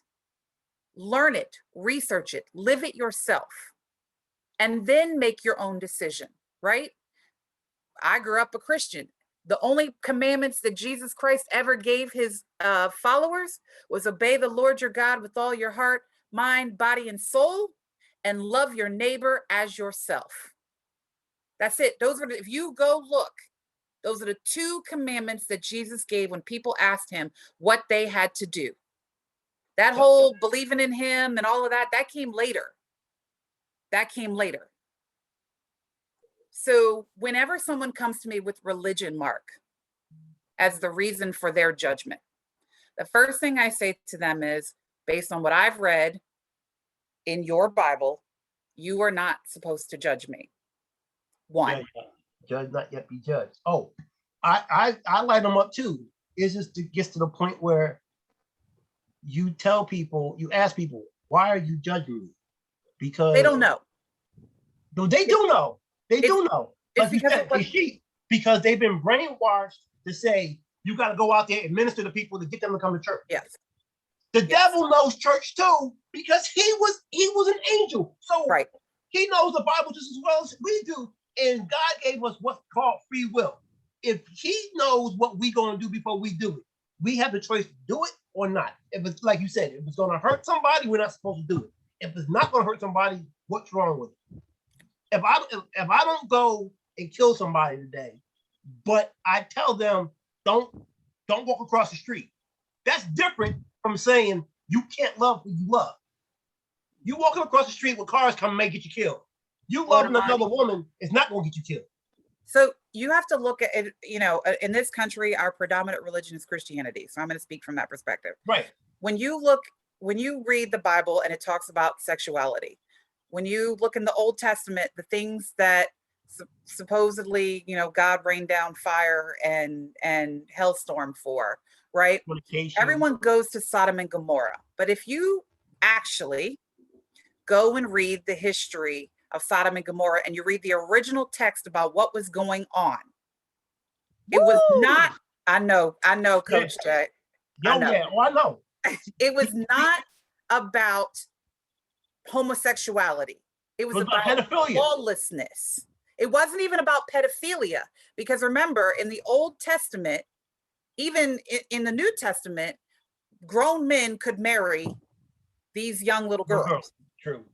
Okay, so, you know, but it was about the lawlessness that was going on in that town and the godlessness that was going on in that town. It was a free for all. It was Vegas in hell. I mean, it was just, you know. Vegas. It was a Roman orgy. That's basically what it was. So, you know, they like to, you know, people like to bring up this story about, well, we gave them our girls, our young girls, and they turned them down. They wanted the men. Why did they want the men? They were strangers in that town, right? Who were out there, you know, not paying homage to whatever elders of the city that they were supposed to pay tribute to. They obviously had money and wealth with them. So it wasn't about, we want these men so we can have sex with them, right? When you look at the plight of women in Christianity, from the very beginning, anything related to sexualization for us is taboo and wrong. And it's pretty unique, I think, to the, you know, the Jewish, Christian, and Islamic religion. So anything related to sexuality, getting back to our original topic, true. Anything getting back to sexuality related to women expressing anything beyond acquiescence and basically just laying there and taking it is emasculating the man. It's taking the man's place. And I'm constantly showing people or having them go read their Bible and actually learn about it for themselves. Early on, we couldn't read. So we let the Pope, the priest, you know, whoever was in charge, tell us what was in our Bible. And then we let them change it and rewrite it according to their will. And we started reading that. Okay. So what we have to do as a people, and this goes back to, I can't remember who said this originally, but don't ask me why I am a minister, and I actually got the pleasure of officiating my first lesbian wedding. It was fantastic. I loved it. Right? So don't question me on why I'm choosing to, allow these two women who love each other on a soul level, no different than your heterosexual relationship, why I'm 50%? uniting these folks under God. 50% divorce rate. Right. We could throw statistics out all day. I will personally say that when they said that gay marriage was legal, I went, oh shit. I might actually have to get married now. But when people start to throw religion and sexuality together, that's when, to bring it full spectrum back to your original question, that's when this concept of sexuality becomes muddy. That's when we have coming out stories. That's when we're not allowed to be our soul expressing who we are. You knew you were a boy from the time, or you wanted to be a male from the time you were young, Julian, because that's what your soul planned for this lifetime. Plain and simple. Yes. And when you know, you know. So we need to stop. Nobody knows what my individual soul plan on this planet is in this lifetime. I know I'm on a crazy journey, and I have learned some crazy lessons. And for me, this lifetime is about my sexuality. It's been a struggle. Even when I was heterosexual, sex for me has always been a struggle. So that's my journey. And how dare you judge what my soul chose for me to experience in this lifetime? And I'm done preaching. Let the church say amen. Amen. Amen. I didn't mean to get you on a tangent. Amen. But it's okay. It's okay. But that was what we were here for. Wendell, I think. No, Wendell got his. Okay, move on to the next question. So, the next question.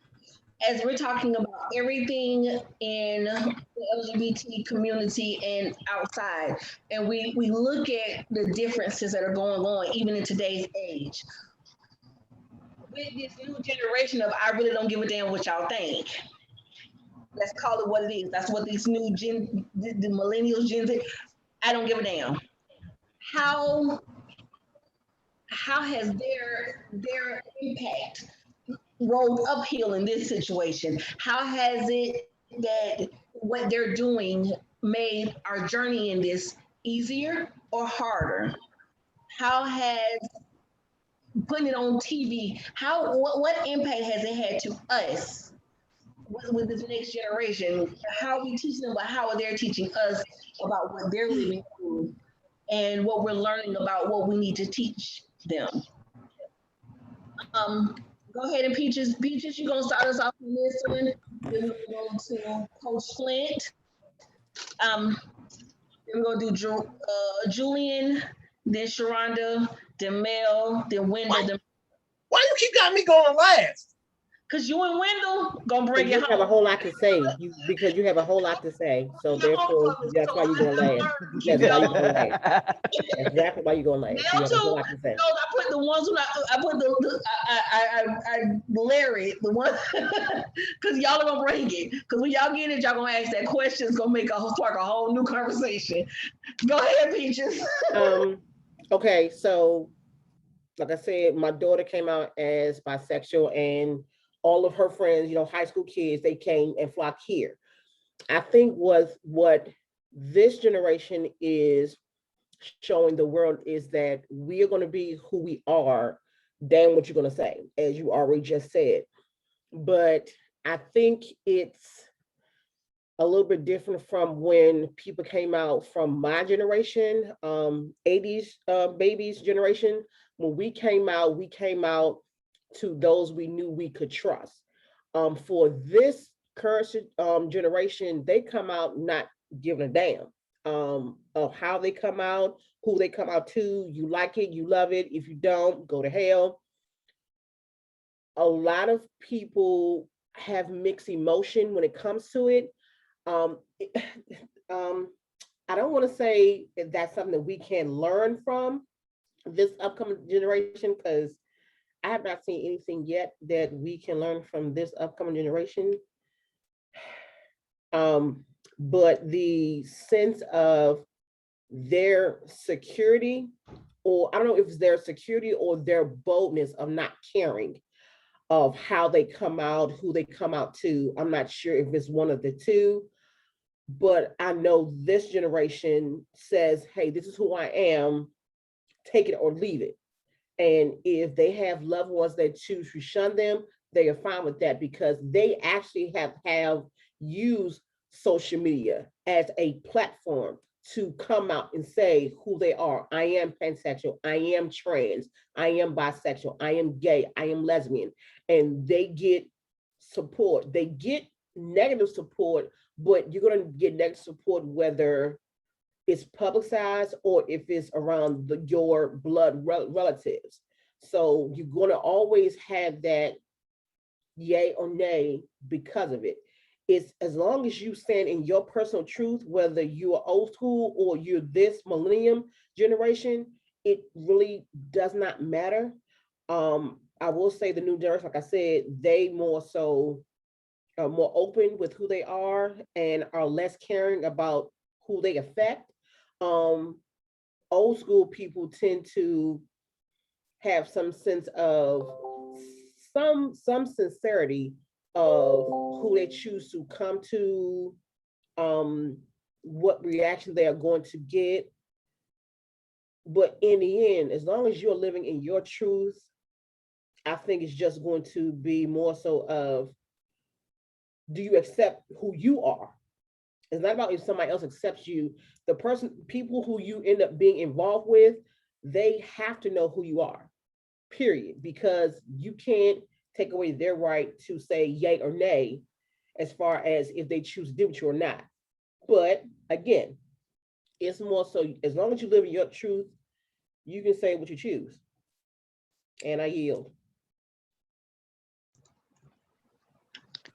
So I'm going to say this just based off of what my sister said. I think the millennial generation and the Z generation are relentless and they are bold. And I commend them for it, because for way too long, we have sat and everything has been taboo. Nobody wants to talk about anything. It just, it just is what it is. Uncle so-and-so got a little sugar in his shoes, and you stay away from him. It was so taboo over the lifespans of, I was born in the 70s. So I'll definitely say up through maybe the mid 90s, everything was very, we don't talk about that. That's not what we talk about. So I have 4 children, 3 of which have made a declaration of their sexuality to me. My oldest came to me and she was like, well, I don't really like boys. I was like, okay, but I don't really just like girls either. I was like, okay, so you're bisexual like your mother. Yeah, wait, what? And so now we're able to have a conversation, and the sexuality conversation changes too, because my 3 who came out to me were all teenagers at the time they came out. So I believe in having those safe sex conversations. My second is pansexual. Again, we had a whole different conversation because, what heterosexual relationships look like are very different than what LGBT as a whole sexuality looks like. Intimately, I'll say it that way. Intimately, it looks different. And then I have one who is asexual. Okay, we have a conversation as well. The third one is too young to make a declaration. I'm comfortable with that information. However, my kids have also um, been in the world of polyamory. One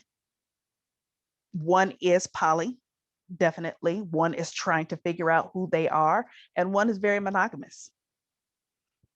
I'm comfortable with that information too, because even when I was married, I made it a point to not flaunt my sexuality and not flaunt my love style to my children, because I want them to be who they are authentically.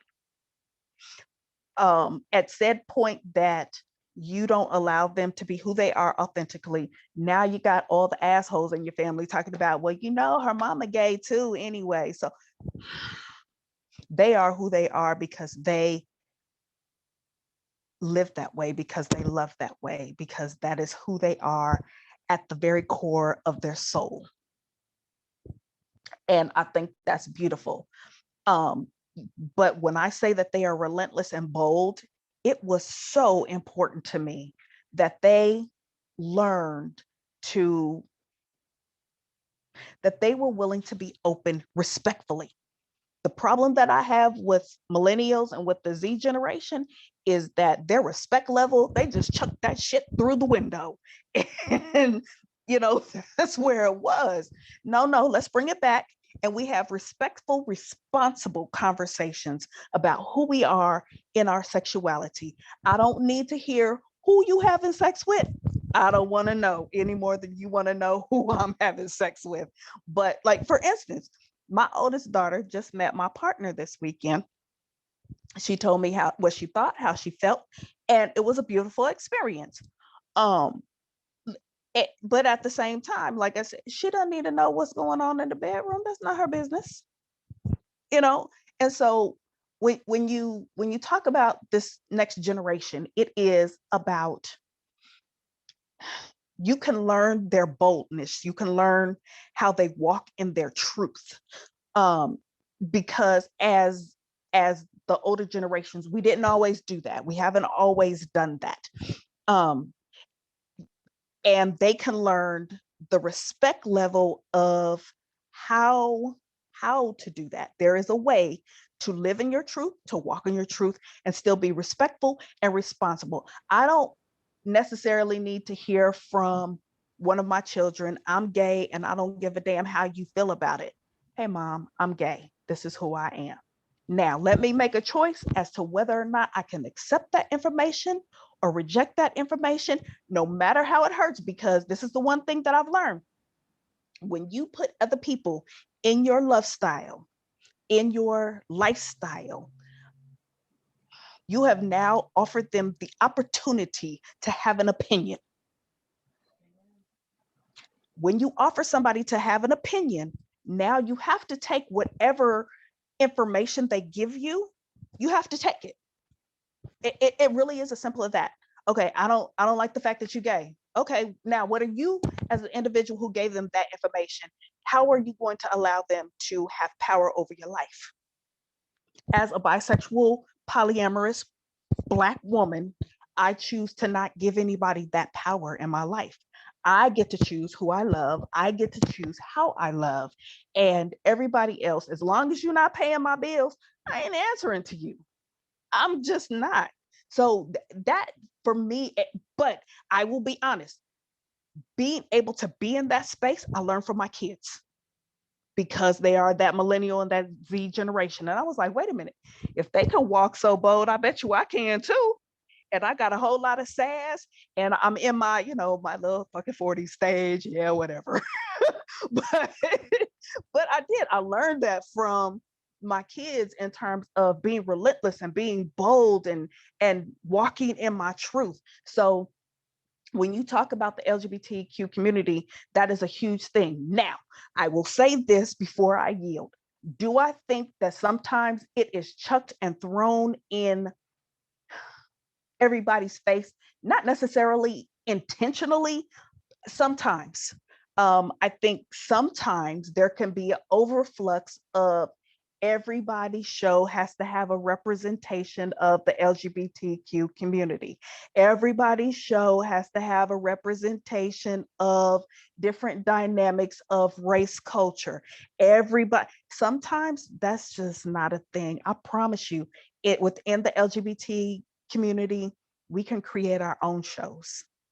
Within the poly community, we can create our own shows that represent us, that are equally just as funny, equally just as dramatic, equally just as action. We can create those without forcing it on mainstream, quote unquote, mainstream America.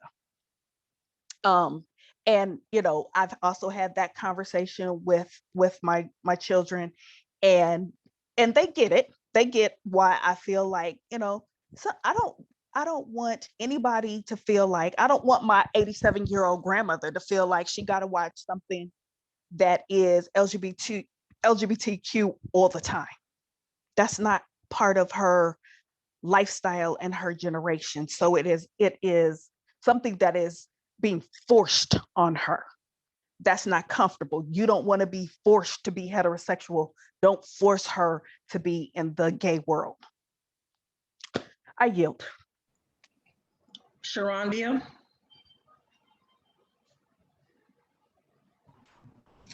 Okay. Yeah, being bisexual has had and has its challenges in my life, and for me, still trying to navigate uh being out here.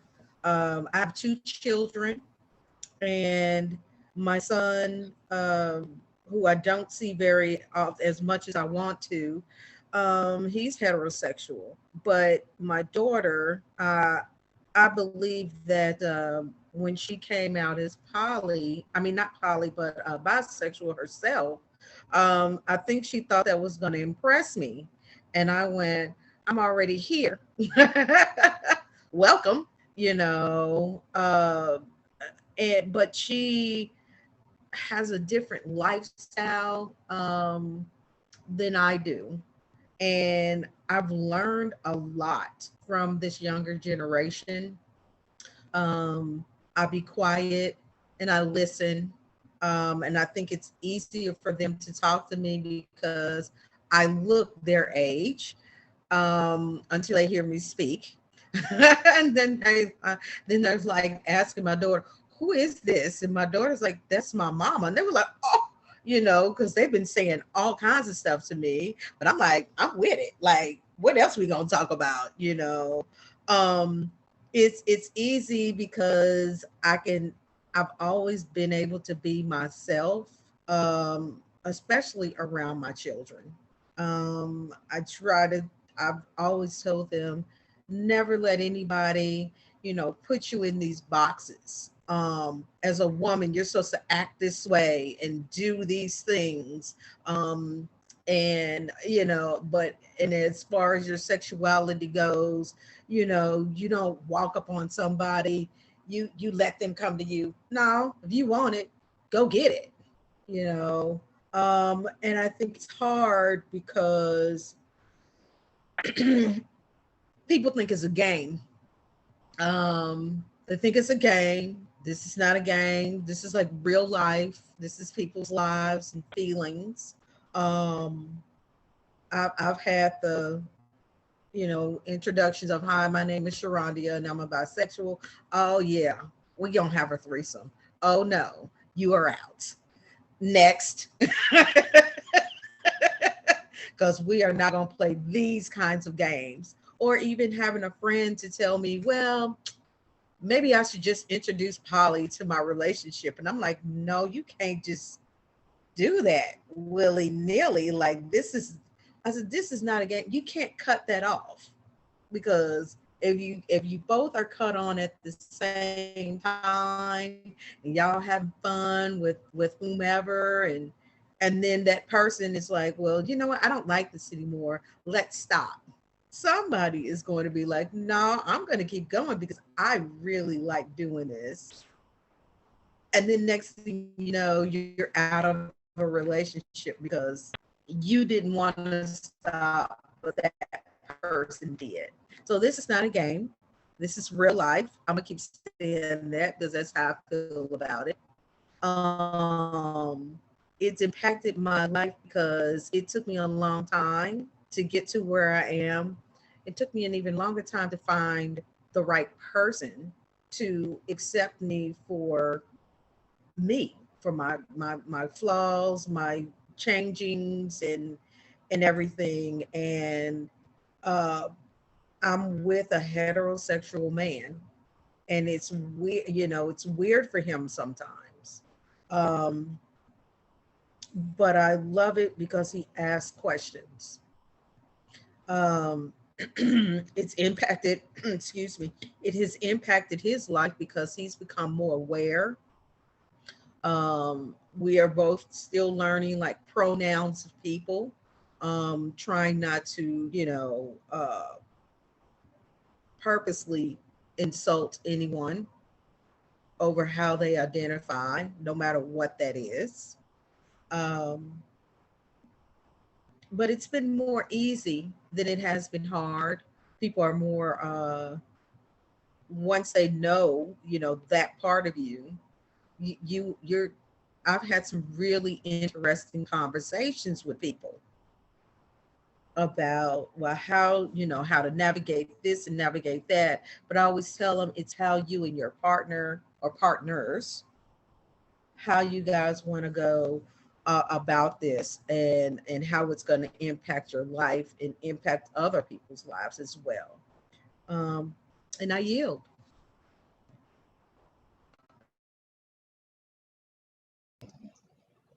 Okay. All right. So now, come on, Julian, your turn.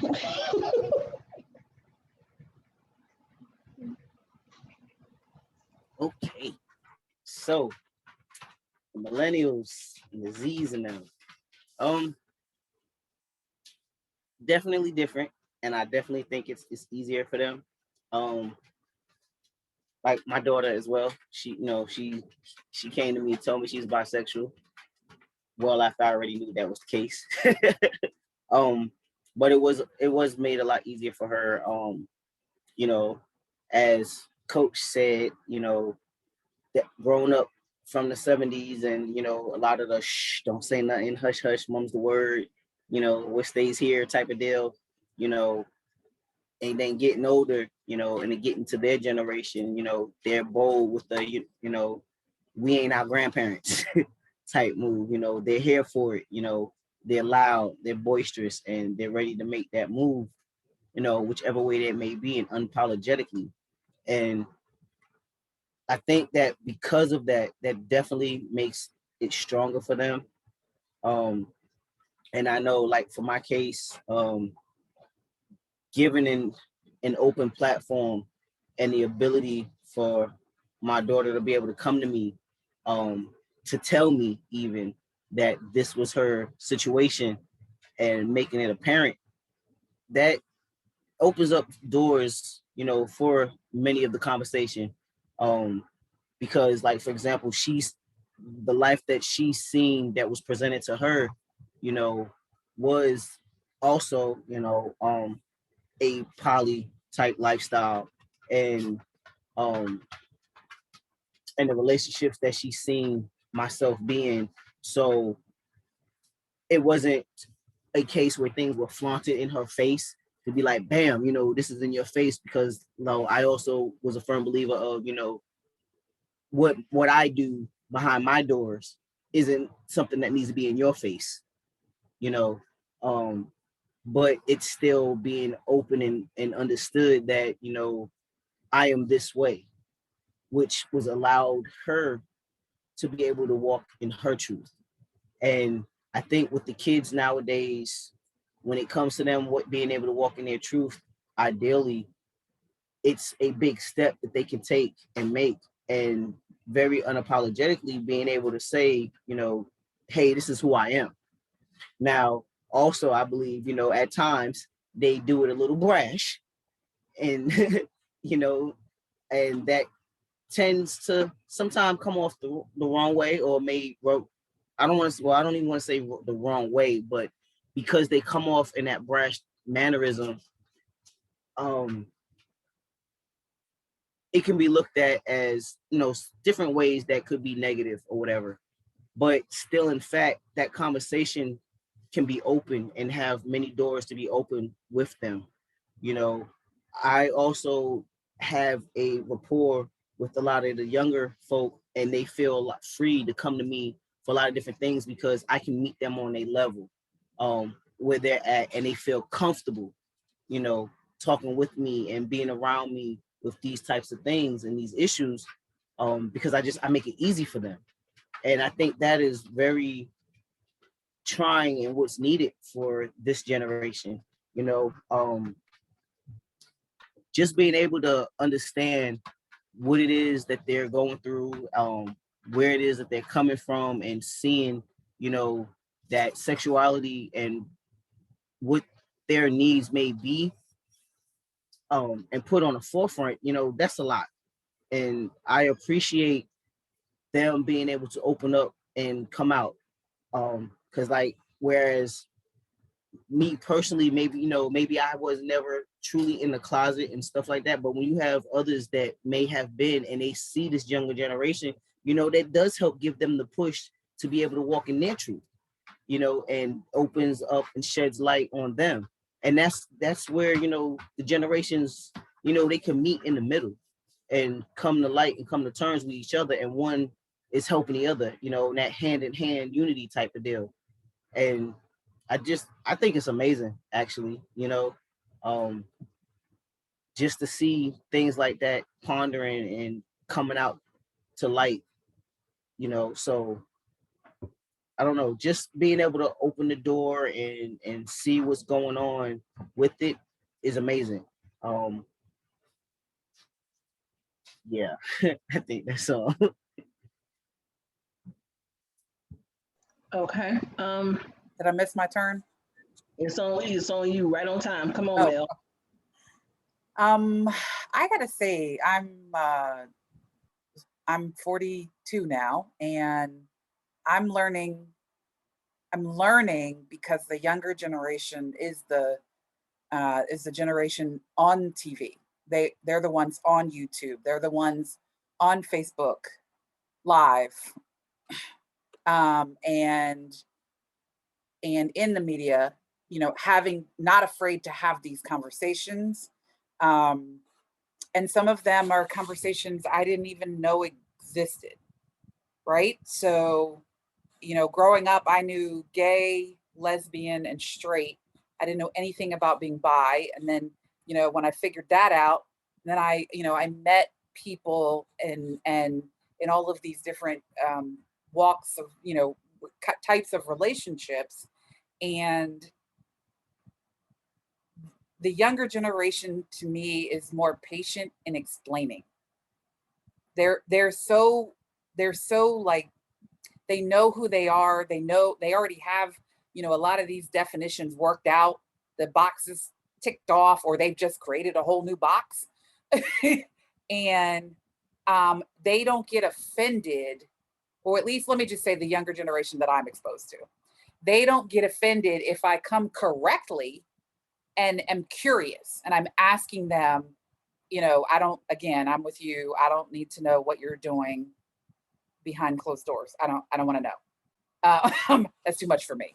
But, they're so willing to share their story, share their checkbox, and how they got to where they got to, that it allows me to learn. I knew nothing about the poly lifestyle before I got in my current relationship. And I knew very little. Let me just put it to you that way. I knew enough to know I was okay with it, but not enough to know, holy crap, this is a lot of work. And these kids they're already there. They know. I mean, 13-year-old just said to her mom, I think I'm transgender. Not I think, I am transgender. No, and her mom was, enlightened enough to say, okay, we have to go back to school shopping. Let's tackle that. Like, I'm cool with whatever you want to do. But the first thing that we need to talk about is something so simple that as a parent, I wouldn't have even known where to begin, you know? So I think that they are just so tuned in. And if they can teach us respectfully and we can ask them respectfully and learn from them respectfully and teach them, right? Because they're just all in. And I think sometimes the concept of relationship is lost on them in the sexuality part of it. That's just my 2 cents. But anyway. So I think if, you know, it does give us an opportunity to learn and come, you know, get out of our taboo that we were brought up with. But it also hopefully, like you guys were saying before me, allows them, right, to meet us in the middle somewhere. I'm incredibly impressed with the amount of information they knew. I swear to you, at 13, I had no concept of man and woman. Like, it just wasn't a concept to me of, in terms of my sexuality. You know, I just knew I liked men's clothes, and I sometimes, you know, my best girlfriend, I would get a little emotional if she was in a relationship with somebody and not paying as much attention to me. I had no words for these things. So that's my piece on them. I think that if they can rein in the abrasiveness, which comes with age, let's be honest, all of us know that, it's going to be, they're going to change the world. Okay. Come on, Mark.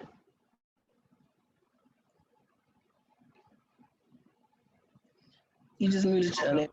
Okay. My only issue with what they're doing today, they're not afraid of consequence.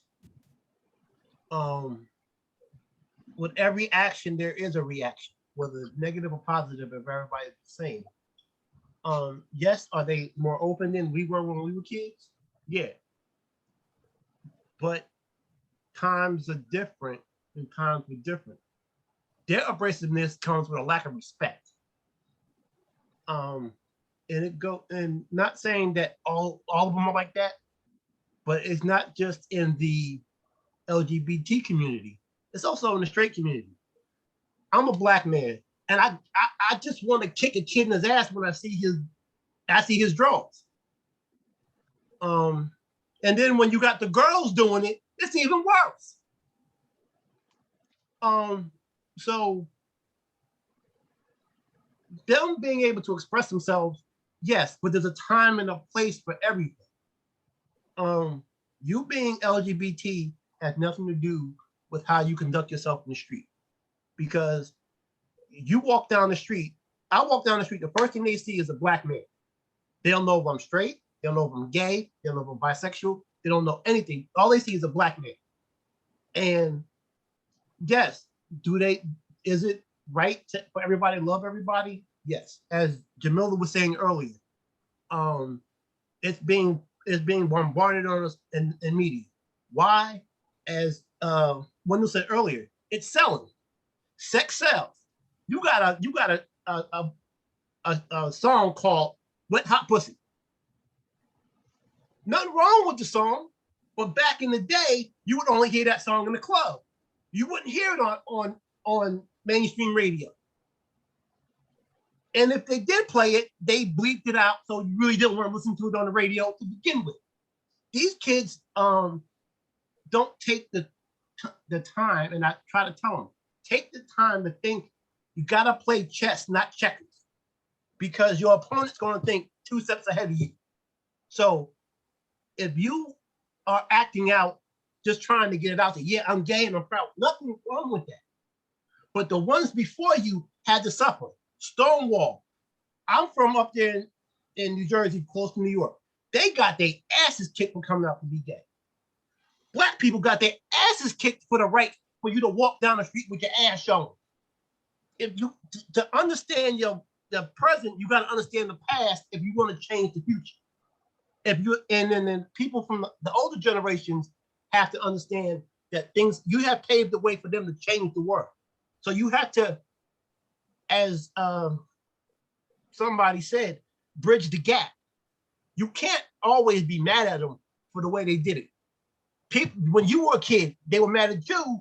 Your parents were mad at you for the way you did it. The 70s kids, my parents were born in the 40s, well, late 40s, early 50s. So they were the 70s kids. They were disco kids, the afros, the bell-bottom pants.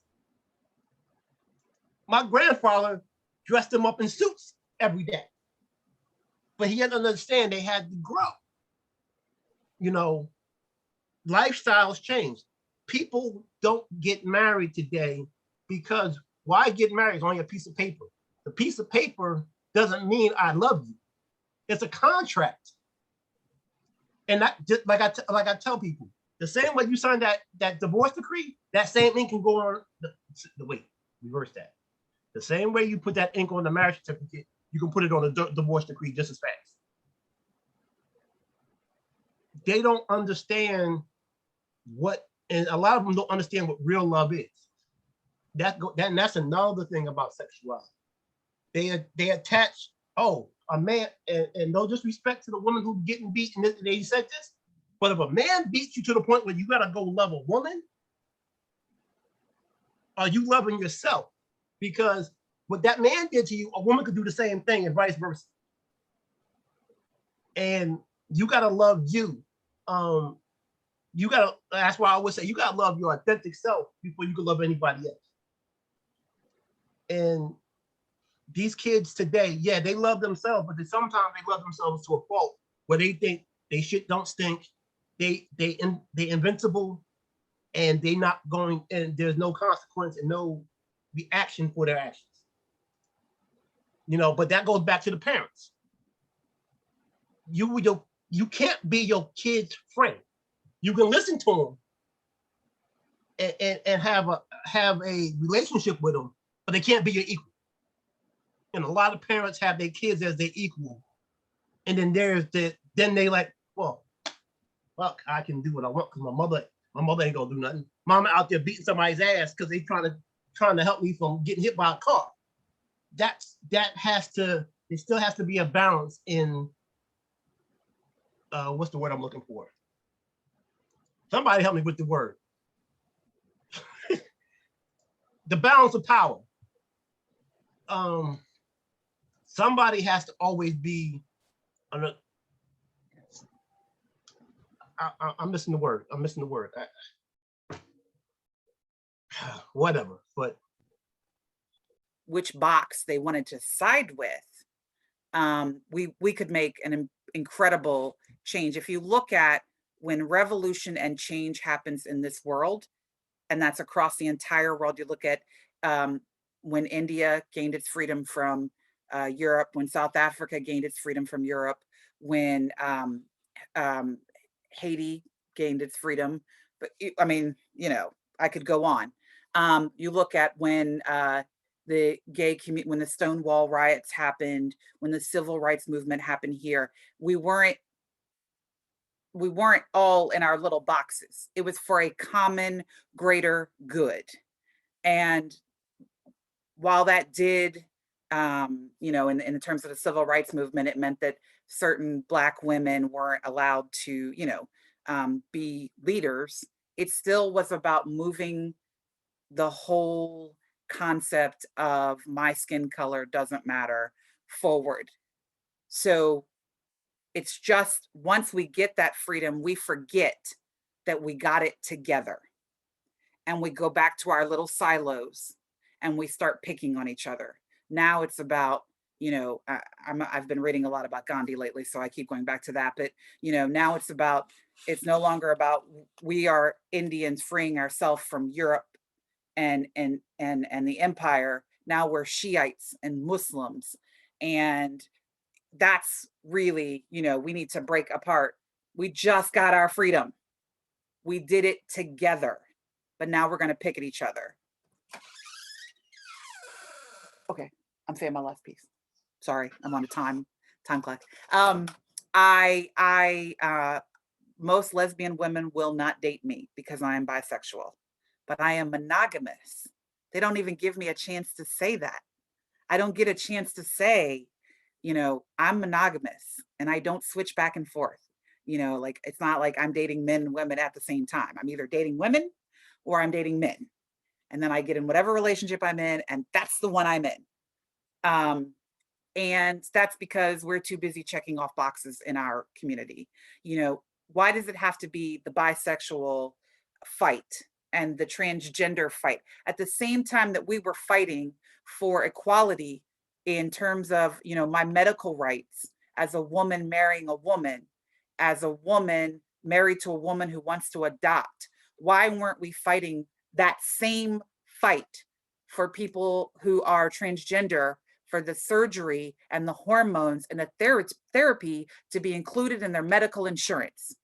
But no, we didn't want to fight that fight because that might take away from gay on gay and lesbian on lesbian rights. We're never going to change our what do I keep calling it? Like, we're the minority, but there's a better word for it. We're never going to change the displaced persona that we have in society if we keep displacing each other. That's what it is. I say all the time, it doesn't make sense to me how a persecuted people can persecute people. It's never made sense to me. So until we stop putting ourselves in check boxes and persecuting each other, I can still identify as bisexual. You, Julian, can still identify as transgender. Miss Peaches can still identify as poly, right? We can all still, I'm just saying that because we're the top 3 on my screen. We can all still have our identity, but we can fight for the same human rights. And that's really, like Miss Coach Jamila was saying, it's really about fighting for human rights. And right now, we are not getting those rights. So I'm going to fight for you to get your rights as a transgender man. Whether I got my rights as a lesbian woman or not, it doesn't matter. It's time to fight for your rights. And let's, keep moving until everybody has the same rights. The pessimist in me says that we can't do that all at the same time, which is why I agree with Jamila, but I also think we need to, it's about focus. Yes, all lives matter, but all lives aren't being brutalized and shot down for no reason by the police. Okay, so yes, your life matters, but right now you have those human rights. I'm trying to help people who don't have those human rights. We exist in a country that we stole from indigenous people who still don't have basic human rights. How about we never talk about that anymore? I yield my time. I'm going to piggyback off of what Sister Melody just said. The reason why we don't have, we fight each other is because that's how we've been conditioned by powers that be. The powers that be know the longer they keep us divided, the stronger they will appear to be. You can't get Black people to agree with how to live in harmony. So if we can't love each other, how the hell we expect somebody else to respect us enough to give us the basic human rights? In the past 3 months, 2 laws have been passed for our Asian brothers and sisters to stop after that killing in Atlanta. They've been killing us for 400 years, and they still won't pass a law to give us the same basic rights. But we won't fight for those basic rights because they gave us a little bit of freedom to say, okay, you can do what you want, when you want, how you want. Some of us got rich, some of us didn't. The ones that got rich said, fuck y'all, I'm rich. I don't need to go back and bring the rest of y'all up. Not saying that they got to give us their money, but help those get out of the schools that are beat the hell up, out of the quote unquote projects. Help them with the mentality to stop living like a slave. I say some of us still stuck in still stuck in massive mentality and think like a slave because they want to blame everybody else but themselves. I grew up in the hood, and I can't say how many times I was offered to be a drug dealer or I was asked to be in a gang. And this was in the 70s and early 80s. So to say, well, you don't understand how I live. The P just changed from plantation to prison. It's the same thing. And until we start educating our young and our older ones to say, hey, once we get the Black community together, whether you straight, bi, gay, trans, lesbian, whatever, until you say, I see you as a brother or a sister, and we gotta fight the fight to keep ourselves together, asking them to say, hey, we need your help, never gonna happen. They're gonna give us the jobs, they're gonna give us enough jobs to keep us happy because we like paper. We got songs out here now. They got I saw something where they got somebody posted that Diddy dogged all his artists. These were grown men. If you can't do math, that's on you. That's not on him.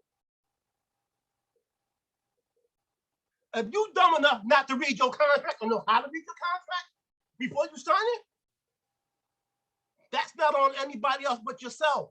Self-accountability has to start with self and stop blaming everybody else for what is happening to us. If the LGBT community as a whole wants to get better, they got to stop looking at one, skin color, two, preferences. If you're lesbian, you're lesbian. If you're trans, you're trans. If you're gay, you're gay. If you're bi, you're bi. And just look at it as that person loves that person, but we got the common, as Melody said, the common goal. The common goal is for everybody to live in peace. That's the perfect utopia. But until people stop judging, but we gotta understand that everybody's flawed and judgment is the biggest sin out there. Until we understand that and start accepting people for who they are and what they can do as being an asset and not a liability, we'll start doing better as a people. Now you.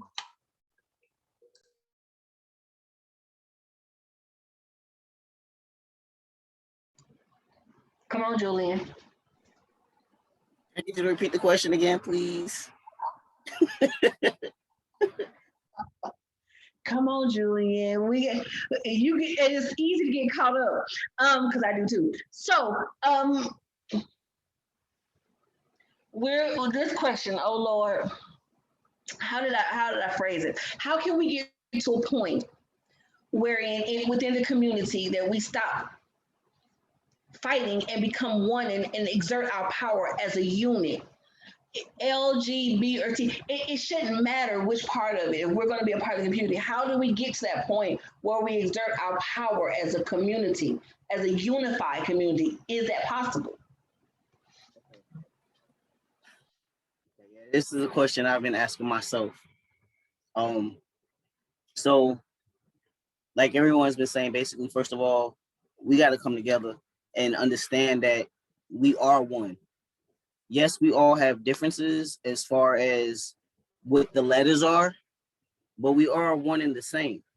And we definitely cannot expect anyone outside of our community to help us or to do things for us that are bettering for us if we're not doing this ourselves. You know, we have the discrimination within the community itself is so bad and so horrible that there's no way we can look at the discrimination that's coming from outside the community and wonder why it's so.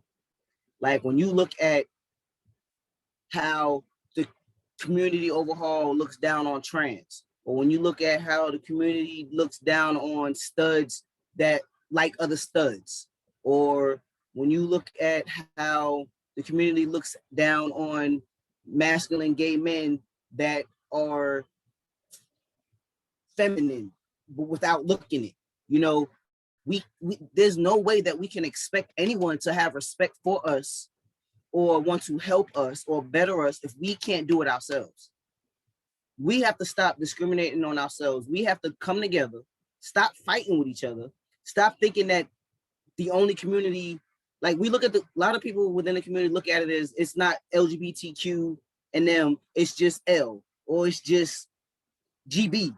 Like, no, we're a whole collective. That's like taking your family and saying, okay, you're not my brother, you're not my sister, but that's my cousin and my aunt. Like, no, we have to come together and fight as one. We need to lick our wounds individually so that we can come together collectively and put that Band-Aid on it and let that wound heal, and then march down, like Miss Melody said, if we can basically understand what is going on while we're fighting for needs for one, and let those needs join with the needs of everybody else and fight together as a whole, then we can build up and build a better foundation. That's like people trying to build a house, and instead of pouring that concrete, we're using particle board. It's not going to work. It's not going to stick. It's not going to be cohesive at all. We have to stop playing the blame game. We have to stop thinking that one is better than the other or one is worse than the other, and work together and tie together, come together as a whole, and then we will be powerful. Like, we're powerful. Like, the things that our community as a whole does, we can shoot down and raise up everything. I mean, it's amazing how far we've come as a whole. I just can remember just growing up in the 70s and the 80s and knowing that I didn't get to see, or I couldn't see anybody that looked like me, whether it was the color, whether it was, someone that liked other people the way I liked other people. I did not see that. And, and they were there, but they wasn't in my sight.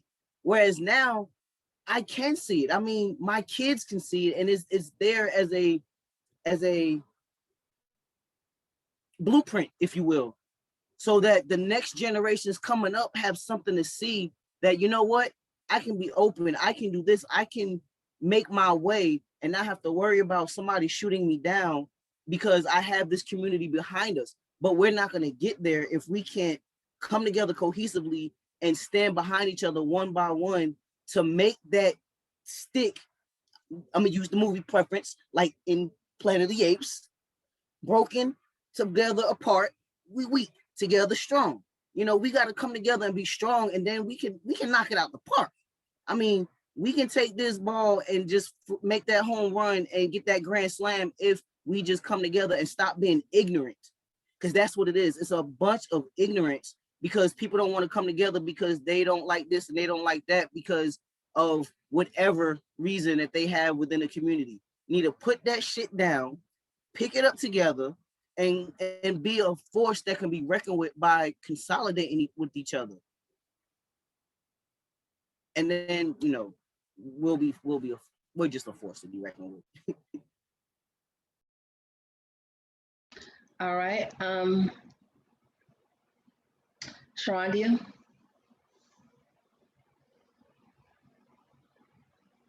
Okay. Julian, I do have to say something about what you just said. I don't think it's ignorance on the part of people.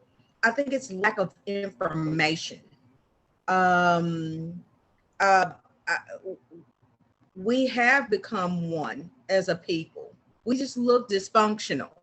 And we look dysfunctional because we now need the psychotherapist and to help us to get through our emotions and our feelings about what is happening.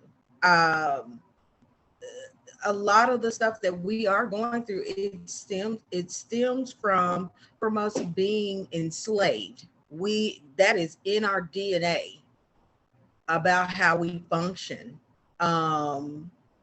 because the other races know how to separate the Black race. They know how to separate us. I can agree with you on that. Mm-hmm. For the most part, yeah, I can agree with you. I will agree with you on that. Yeah, thank you. It's just, I mean, some people do choose to be ignorant, They choose to go, man, I don't give a fuck about that other shit, as long as I'm making my money, who gives a fuck? But actually all of this does affect people. I've always said that with the LGBT plus community, that's where people actually need to look at, because if you can see now, I think the community is being threatened because everybody is conforming, because everybody knows, if you're not related to someone, someone who's in this community, and and sometimes you never know who your ally is. My ally is a freaking 92-year-old white woman who told me she would lay her life down for me, and I'm like, no ma'am.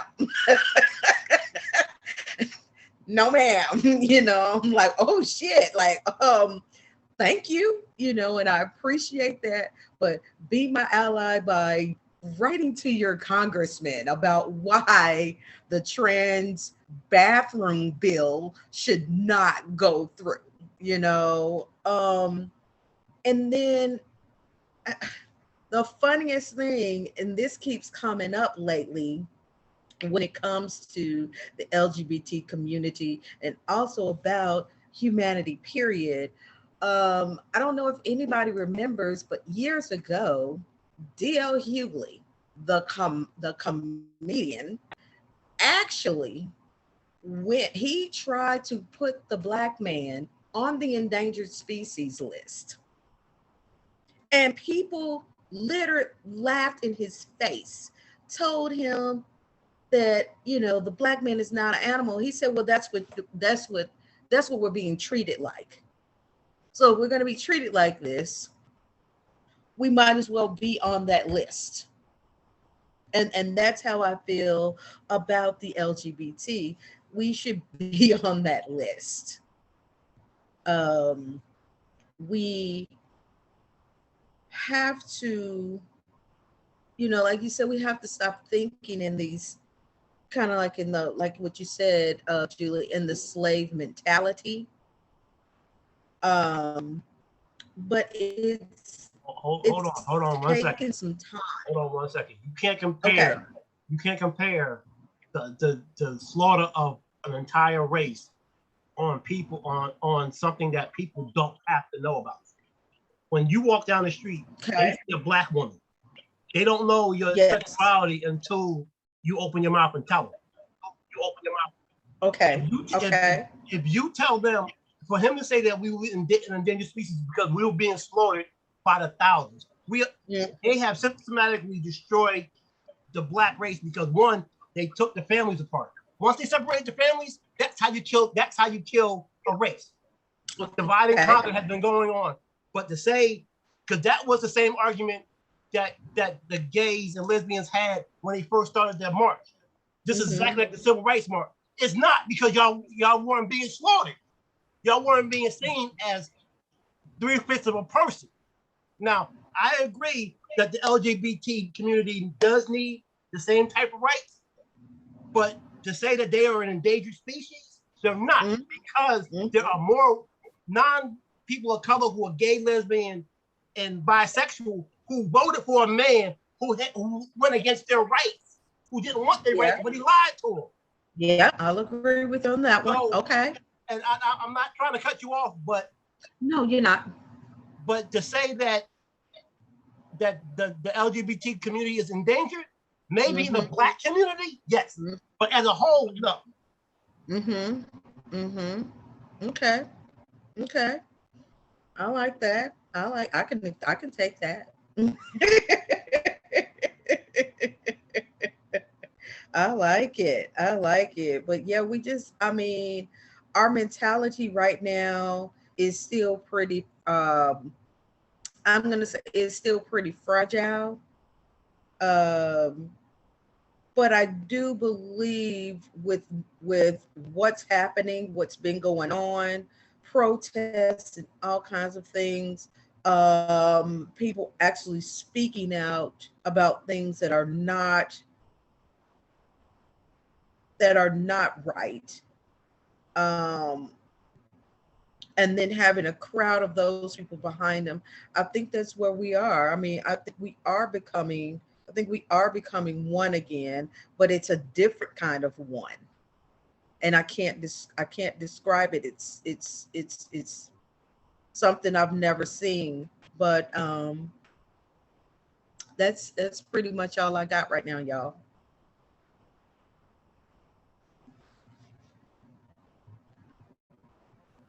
Come on, Peaches. Um, I will say that to a certain degree,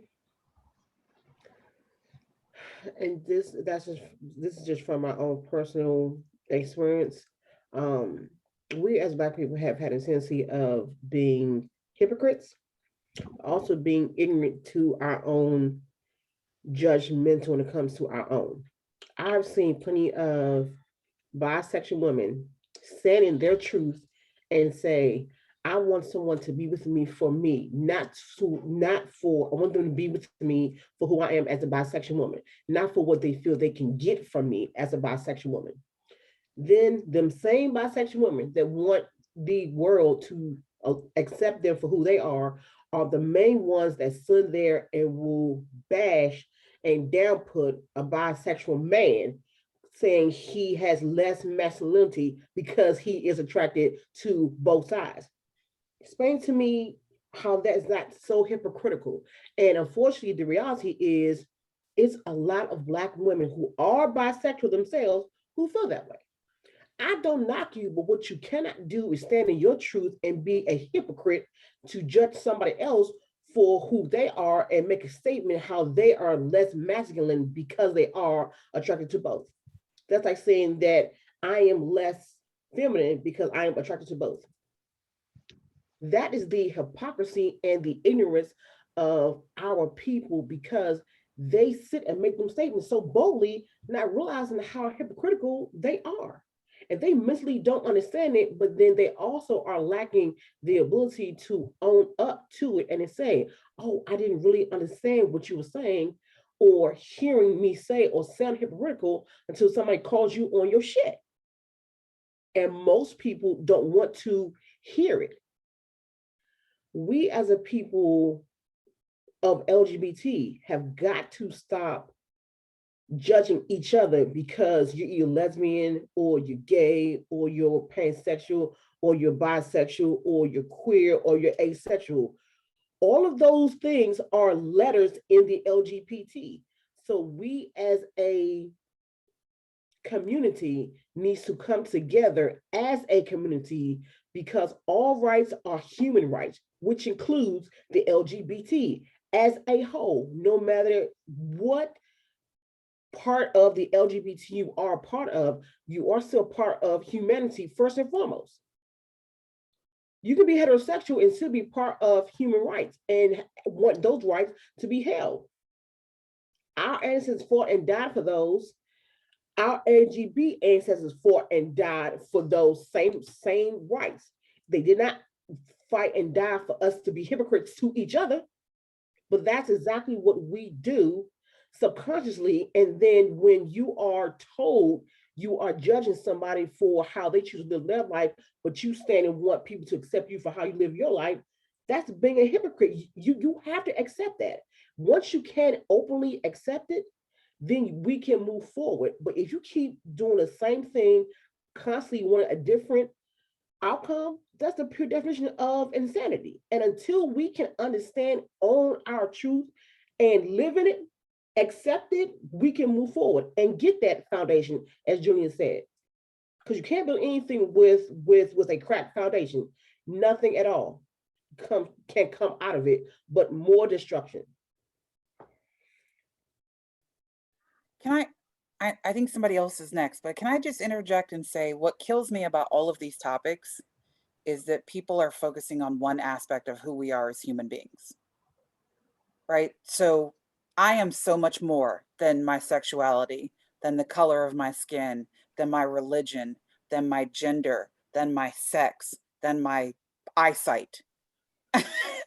I am so much more than right, than these letters and my DNA makeup, my soul makeup, my mind, my body. I am so much more than the thing that I'm being pigeonholed into or oppressed because of. And while I recognize that, in all of these topics we talk about, I recognize that I look the way I look, and human beings are visual people. We see and then we make judgments, right? But in all of these, it comes back to you have to get to know my story before you make any further assessments of who I am. And in today's society, I know we're going to talk about the village later, but this is the problem with losing the village, because we don't look at each other as individuals with individual stories anymore. We look at each other as data and digital imprint. And it allows us to treat each other as robots, without compassion, without humanity, without understanding, without the time to get to know each other. There's 7 million people on this planet.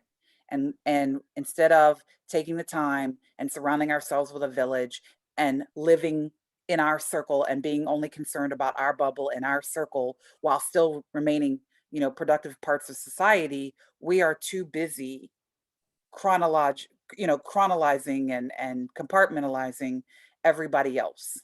We've lost a sense of who we are as individuals because we do the same things to ourselves. All these things that we're talking about that we do to other people in the LGBT community, we do to ourselves. We feel the need to check off our box and identify ourselves. And I've heard several of us say on here, no, I understand what box you want to put me in, but I constantly say it. I am just Melody. My Facebook, the About Me is, if you go to my Facebook page, I'm not going to quote it for you right now, but it is exactly who I am. It is a dichotomy. It is an opposite. I am not any of your little boxes. I'm everything. I'm conservatively liberal. Like I don't fit a box. And as human beings, if we continue to try to pigeonhole and box each other instead of getting to know who we are as human beings, we will never resolve any of these issues. So for everybody out there who continues to watch Miss Michelle's live feeds, take these conversations to your water coolers at work. Take these conversations to your family. Take these conversations out on the street when you meet people who want to pigeonhole you and put you in a box. Don't yell, don't fuss, don't make them feel, don't as I think it was Wendell who said, don't come at them as an adversary, right? Teach them. Share your humanity. That's the only way we're going to make a change in this world. Share our humanity. I'm sorry, I interjected. I'm sorry. You fine, you fine. And now we have Wendell. So the unity conversation is always one that I have fun with, because it's a nice way to play hypotheticals, and to say what would be possible in an idealistic utopian society, rather than as opposed to accepting the fact that unfortunately we are not as unified as we should be as humans, much less when we start drilling down into the various camps that tend to divide us. But y'all know me, I'm a movie guy, so I got to take it back to some movies here. If you remember the movie Drumline, section leaders, what's the concept? One band, One band, sound. one sound. That is why we will not get to where we need to go to. because we are not one band and we are not playing with one sound. We got Devin Miles complex, you know. Want to be the primary, want to be the best one on the drum line and end up getting kicked off of it. When he challenged his section leader, he was like, "Yeah, you're the best, Devin. So go on and be the best without the line. When you're out there, nobody hears you. They hear the band, one band." And so, uh, it's if we are not going to rally around a singular vision that encompasses our varied and many boxes, then we're not going to play off the same sheet of music. You know, y'all remember in crab training, all of the different sections were talking about why their section was the most important section of the band. And when you got to the percussion section, like the percussion is the heartbeat, and without the heartbeat, you're dead. And that's why we're the most important section of this band. Well, you know what? It's good to have pride in your section. It's good to have pride in your L and in your G and in your B and in your T and in your Q and in your I and your A and your plus and all of those all the other letters. But if your loyalty and if your priority is your section and not your band, then you know you you'll be playing by yourself, and the whole will be lessened because of it. So if we're going to rally together, then there has to be a unifying vision. There has to be something that everyone can plant their flag and stake their claim and say, yes, that is what I want. And I trust that my individual section will have times to shine as we are playing off of this same sheet of music. But if you want to be the only one that's heard at the expense of the band, then you're excluding yourself from it. I was thinking about the military. How do you go from having recruits who then become soldiers, and then how do you integrate those soldiers into the organism that is an army? And you do that through, and those of you who are military, you know better than I do because I never served, but you go through something called boot camp, through basic training, where the individual is stripped away and you are rebuilt as an asset to the whole. And then based on your individual strengths and the assets that you bring to the table, you are assigned duties that serve the function of victory for the collective. And if you choose not to fulfill that function, then you are excluded. You are dishonorably discharged. And if you choose to run away from your responsibility, then you're considered to be absent without leave. And you can be court-martialed and you can be executed. So what lengths are we willing to go through in order to achieve victory? Are you willing to allow your individuality to be stripped away and then to be molded into a piece that fits snugly into the function of serving the overall machine? Or are you going to be a malfunctioning cog in the wheel? And we got a whole bunch of cogs that are not fitting together. That are not serving their purpose in the whole. And that's the reason why the machine keeps breaking down. So yeah, that's if that mindset, if that mentality can be adopted, then we'll make a whole lot more a lot more progress. And I'll say this and then I'll be done. This over the course of this weekend, I watched a trilogy um, at home, the Divergent trilogy. And I don't know if you remember that, but yeah, I see a lot of you shaking your heads that you do. But yeah, the whole faction system. That's what we got going on right now. Got your erudites, your candors, your amities, your dauntless, and your abnegation. And then you got those that don't fit in all of that, and they're factionless. And then we have the divergent, the one who encompasses all of them. And so, I mean, what are you?